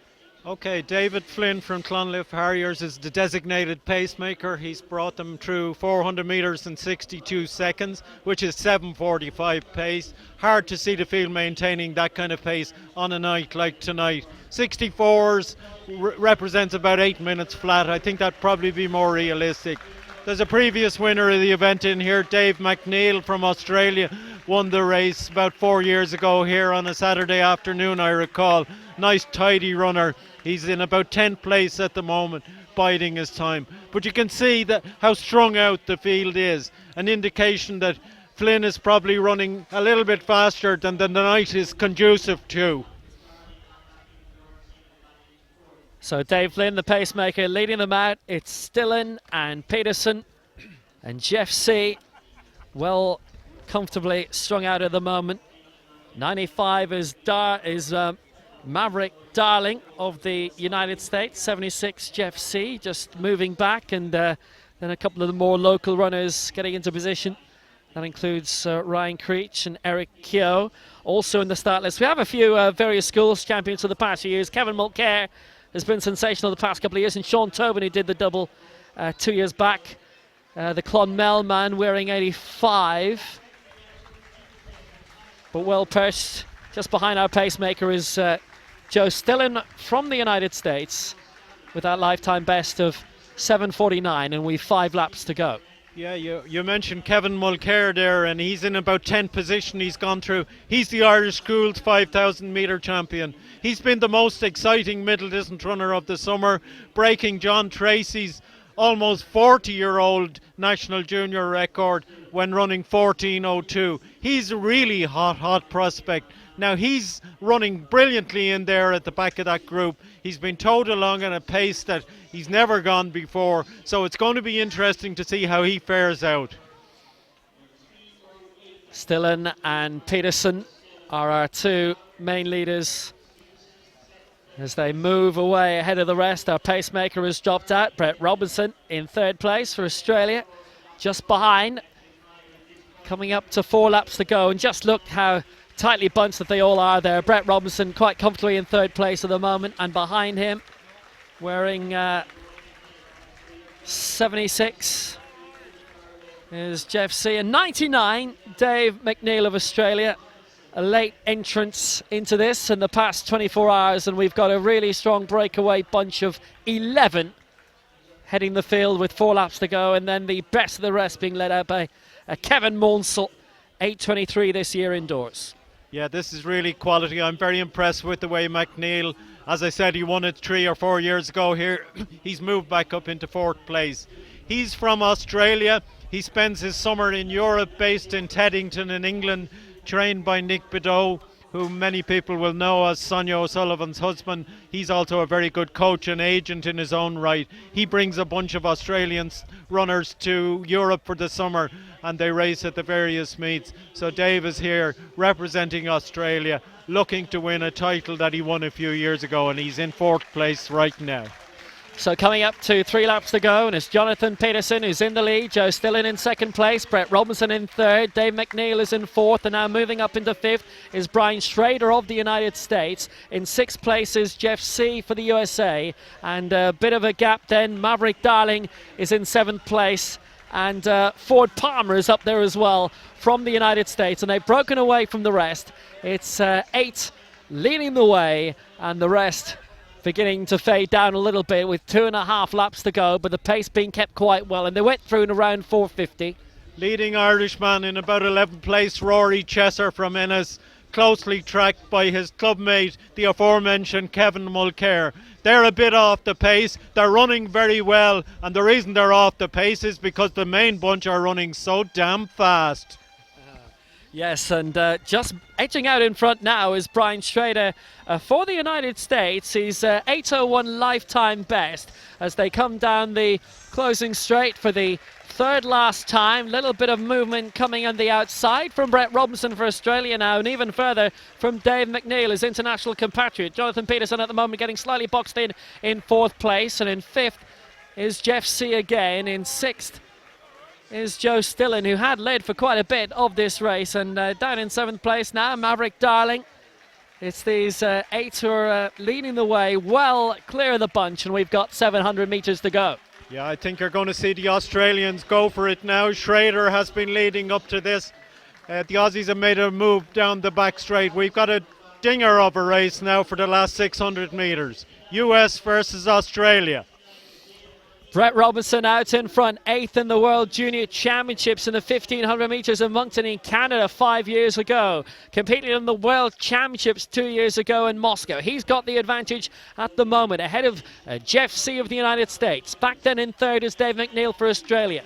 4th, wearing 96, but still will place for the USA, is Brian Schrader. Joe Stillen trying to move up. He's in 5th, and then a little bit of a gap back into 6th place for Maverick Darling. But here we go. The bell is coming, and it's been taken first here by Brett Robinson. And going with him is Jeff C. This is going to be very fast. They went through in around 6:50, and he's still holding the advantage is Robinson. It's Robinson in C, and the rest around 15 metres back. Yeah, Robinson is leading out, but Jeff C is poised, ready to strike. But Robinson is making it very difficult for him. C was lining up a big kick, and Robinson has made his break now. He hasn't got enough ground to say that he's won it. C is hanging in there. Robinson is giving it his all around by the steeplechase. Can C hold on? Robinson in front with 150 to go and trying to open the gap on Jeff C, but he hasn't been able to shrug off this talented young American just yet. Robinson coming into the closing straight, has a little look around and begins to put the hammer down now. He's got a good kick, and Robinson will come through to win. C will be in 2nd place. Stillen will be in 3rd. 7:51.02 is the winning time. In 4th place is Dave McNeil, and then in 5th coming through was Brian Schrader. 6th was Maverick Darling. 7th was Jonathan Peterson. And now there's a little bit of a trot home in 8th place. It's going to be Ford Palmer for the United States. 9th will be Mads Terboll of Denmark. 10th will be Rory Chesser. Top Irishman comes home. And now the rest of the Irish beginning to trot through. Kevin Mulcair was next up. So Kevin Mulcair, the junior, he didn't break any records tonight. 8:19. He found it tough in that competition. I'd say the early pace would have got to a younger man like him. Rory Chesser, the first Irishman home. But a really good race to round off the evening. Australia versus the US. Where would you get it? Well, I make Rory Chesser through in 10th place, but what a very good win. Brett Robinson of Australia. Brett, a super win. Yeah, it was great. It was really hard actually. This wind did not help at all, but I tried to use it to my advantage. I went with a tailwind to try and get a bit of a gap, and I actually raced Jeff C in March, and I used the exact same tactics. But today, he kept up for a long time, and I was glad with that 150 to go, he started giving me a gap. But yeah, that was really hard. And I believe you've got your dad here watching as well. Yeah, he is. I actually haven't seen him yet, but I think he hides until after the race. But yeah, no, it's good to have him over from Australia. It's certainly a good win leading into these World Championships, which of course you're off to. Exactly, like at World Championships, heat definitely you jog around and then it's a 3K wind up. So it's good to run like that and practice that. So got a couple more 3Ks to tune up and then hopefully we're off for the 5K. You mentioned heat there. There's certainly no heat here in the atmosphere. Oh my God, it is so cold. Like I was training in Holland last week and it was like 38 degrees. So coming here, I was like, thought about running a shirt. But welcome to Ireland. Yeah, thanks. Cheers, Brett. Thank you. You should have been in Baku, mate. It was in the 40s there. So good victory for Brett Robinson in the men's 3,000 metres. We have one more race left to go. And away we go in it. It's the men's open 3,000 metres for Irish club runners. And it's Kieran James of UCC, Damien Landers of Ennis Track Club, Stuart Maloney of Moorabbey Milers. It's Tim O'Connor of Unrick, Jack Corbett of Turner's Crooks, David Scanlon of Ruth Farnham, John Collins of Skibbereen, Michael Keane of Ennis, Alan O'Shea of Bantry, Chris Minturn of Leevale, Tim Toomey of Leevale, Eric Kern of Leevale, John Shine of Leevale, David Kavanagh of Tralee Harriers, and Michael Harty of East Cork AC. Alan O'Shea, great competitor, wins lots of races. We've seen him do well in the Mercasian Yall and Ballycotton as well, year in, year out.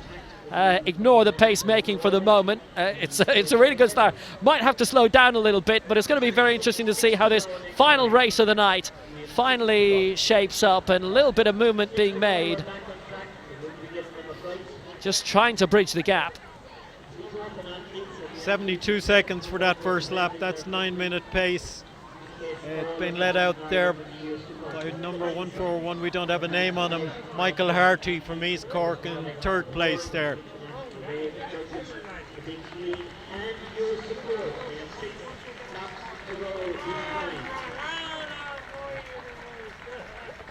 Yes, there are a couple of late entrants in this who've all come from Ennis. 141, that's Kevin Chesser. 142 is Patrick Chesser. 143 is Darragh Lynch. And 144 is Owen Heffernan. So they've made a really good movement early on. 143, Darragh Lynch just ahead of Kevin Chesser there, who we've seen a lot in the schools championships the past couple of years. And Michael Harty of East Cork AC, their very familiar singlet. He's moving his way up into third place at the moment. And for Lee Vale in fourth is Eric Curran.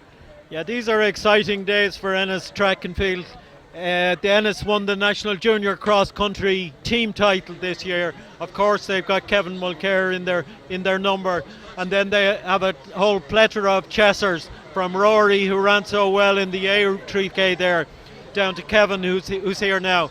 And the Chessers have contributed so much to Ennis over the years, and Ennis is currently a hotbed of Irish athletics, and it's people feeding off each other that's creating this. I remember how excited they were when they won that junior title up the north there this year. They've also done very well in the road relays, and they've become a force in track and field. So we've got 5 laps to go, and well positioned is Kevin Chesser there, 141, just ahead of Michael Harty of East Cork AC. Kieran James just tucked in at the back at the moment there for UCC, just behind Owen Heffernan.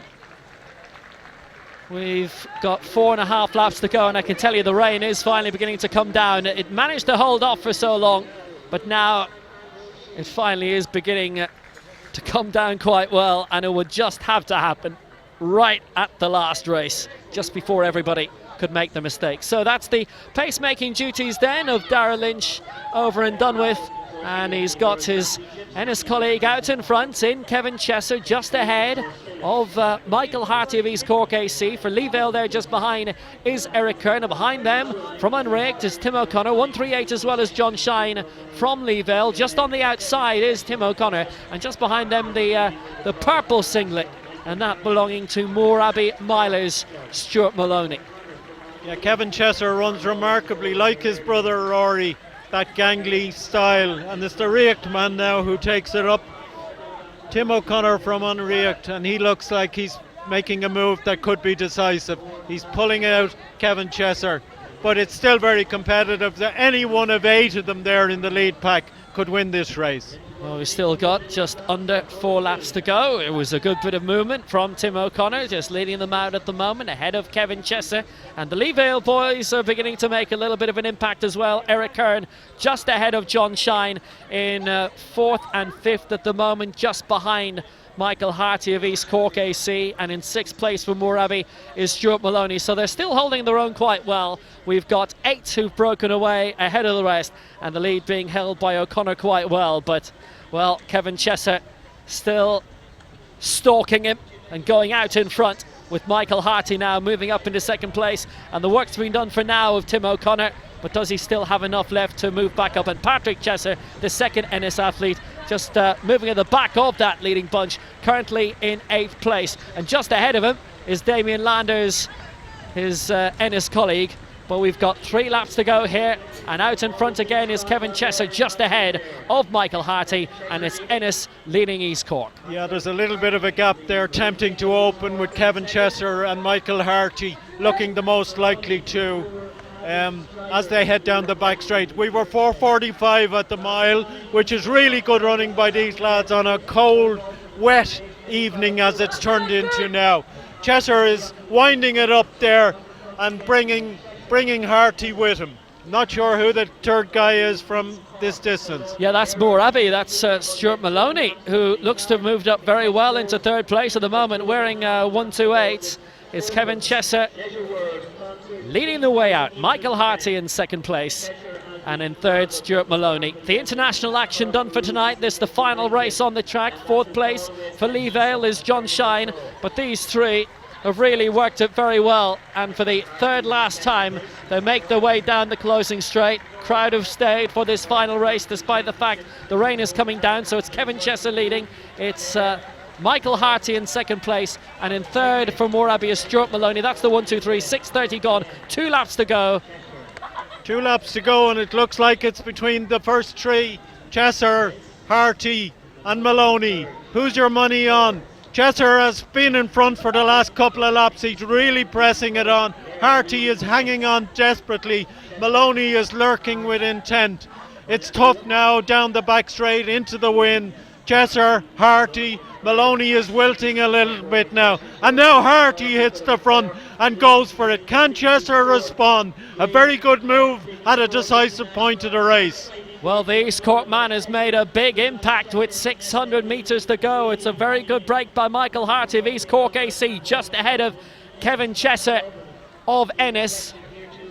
And another 10 metres back or so for Moorabbey Milers is Stuart Maloney back into third place. So it's the bell on the way at the end of this closing straight. But it's a very good lead for the East Cork man. And can he get the victory here? It's an all Munster affair at the moment. But here's the bell, and it's Michael Harty leading them out. I think he can. 7:36 at the bell, and he's going away from Kevin Chesser. Maloney doesn't look like he has enough left to mount a challenge. So it's Michael Harty, 350 metres to go. Last race of the evening in the Cork City Sport. Michael Harty is going to provide Cork with a victory. Kevin Chesser hasn't given up, but it's going to be difficult for him. 2:50 to go. Michael Harty ahead.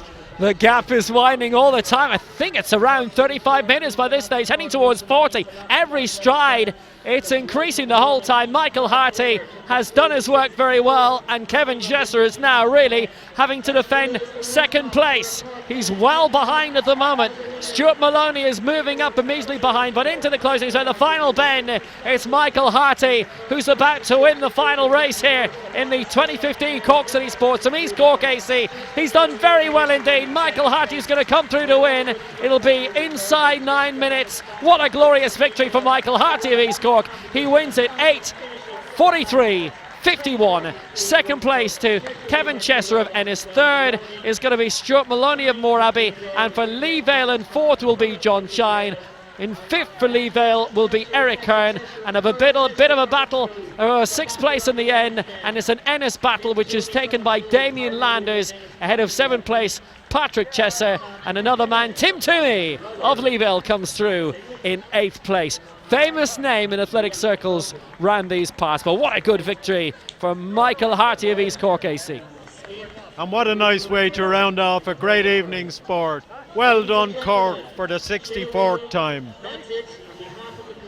It's been a very impressive meeting. The rain held off for a lot, and then it would start to come down right at the end, and it would have to come down right at the end, but it's been a very encouraging night. Athletics, they finished off with a very good race in the end for Michael Harty, taking victory here for East Cork AC.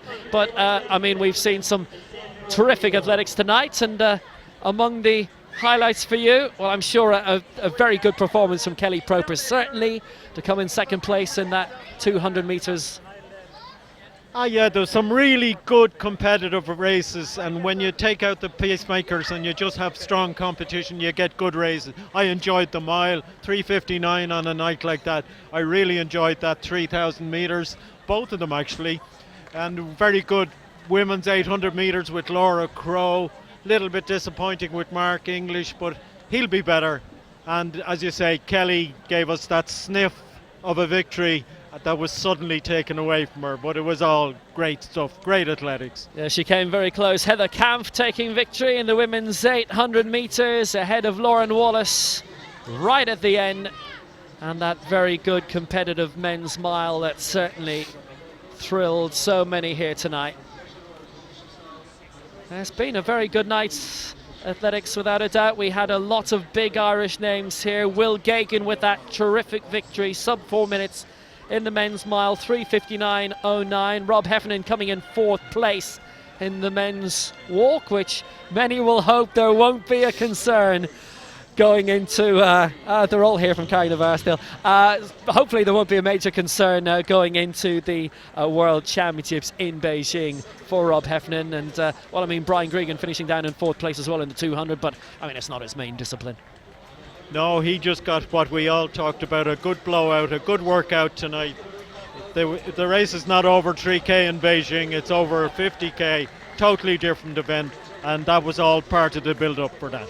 So this is the final victory ceremony of the night, and what an excellent victory for East Cork AC and Michael Harty, top of the podium ahead of Kevin Chesser of Ennis in second place, and Stuart Maloney of Moorabbey was in third. And that's it for the night. Hope you enjoyed the 64th Cork City Sports.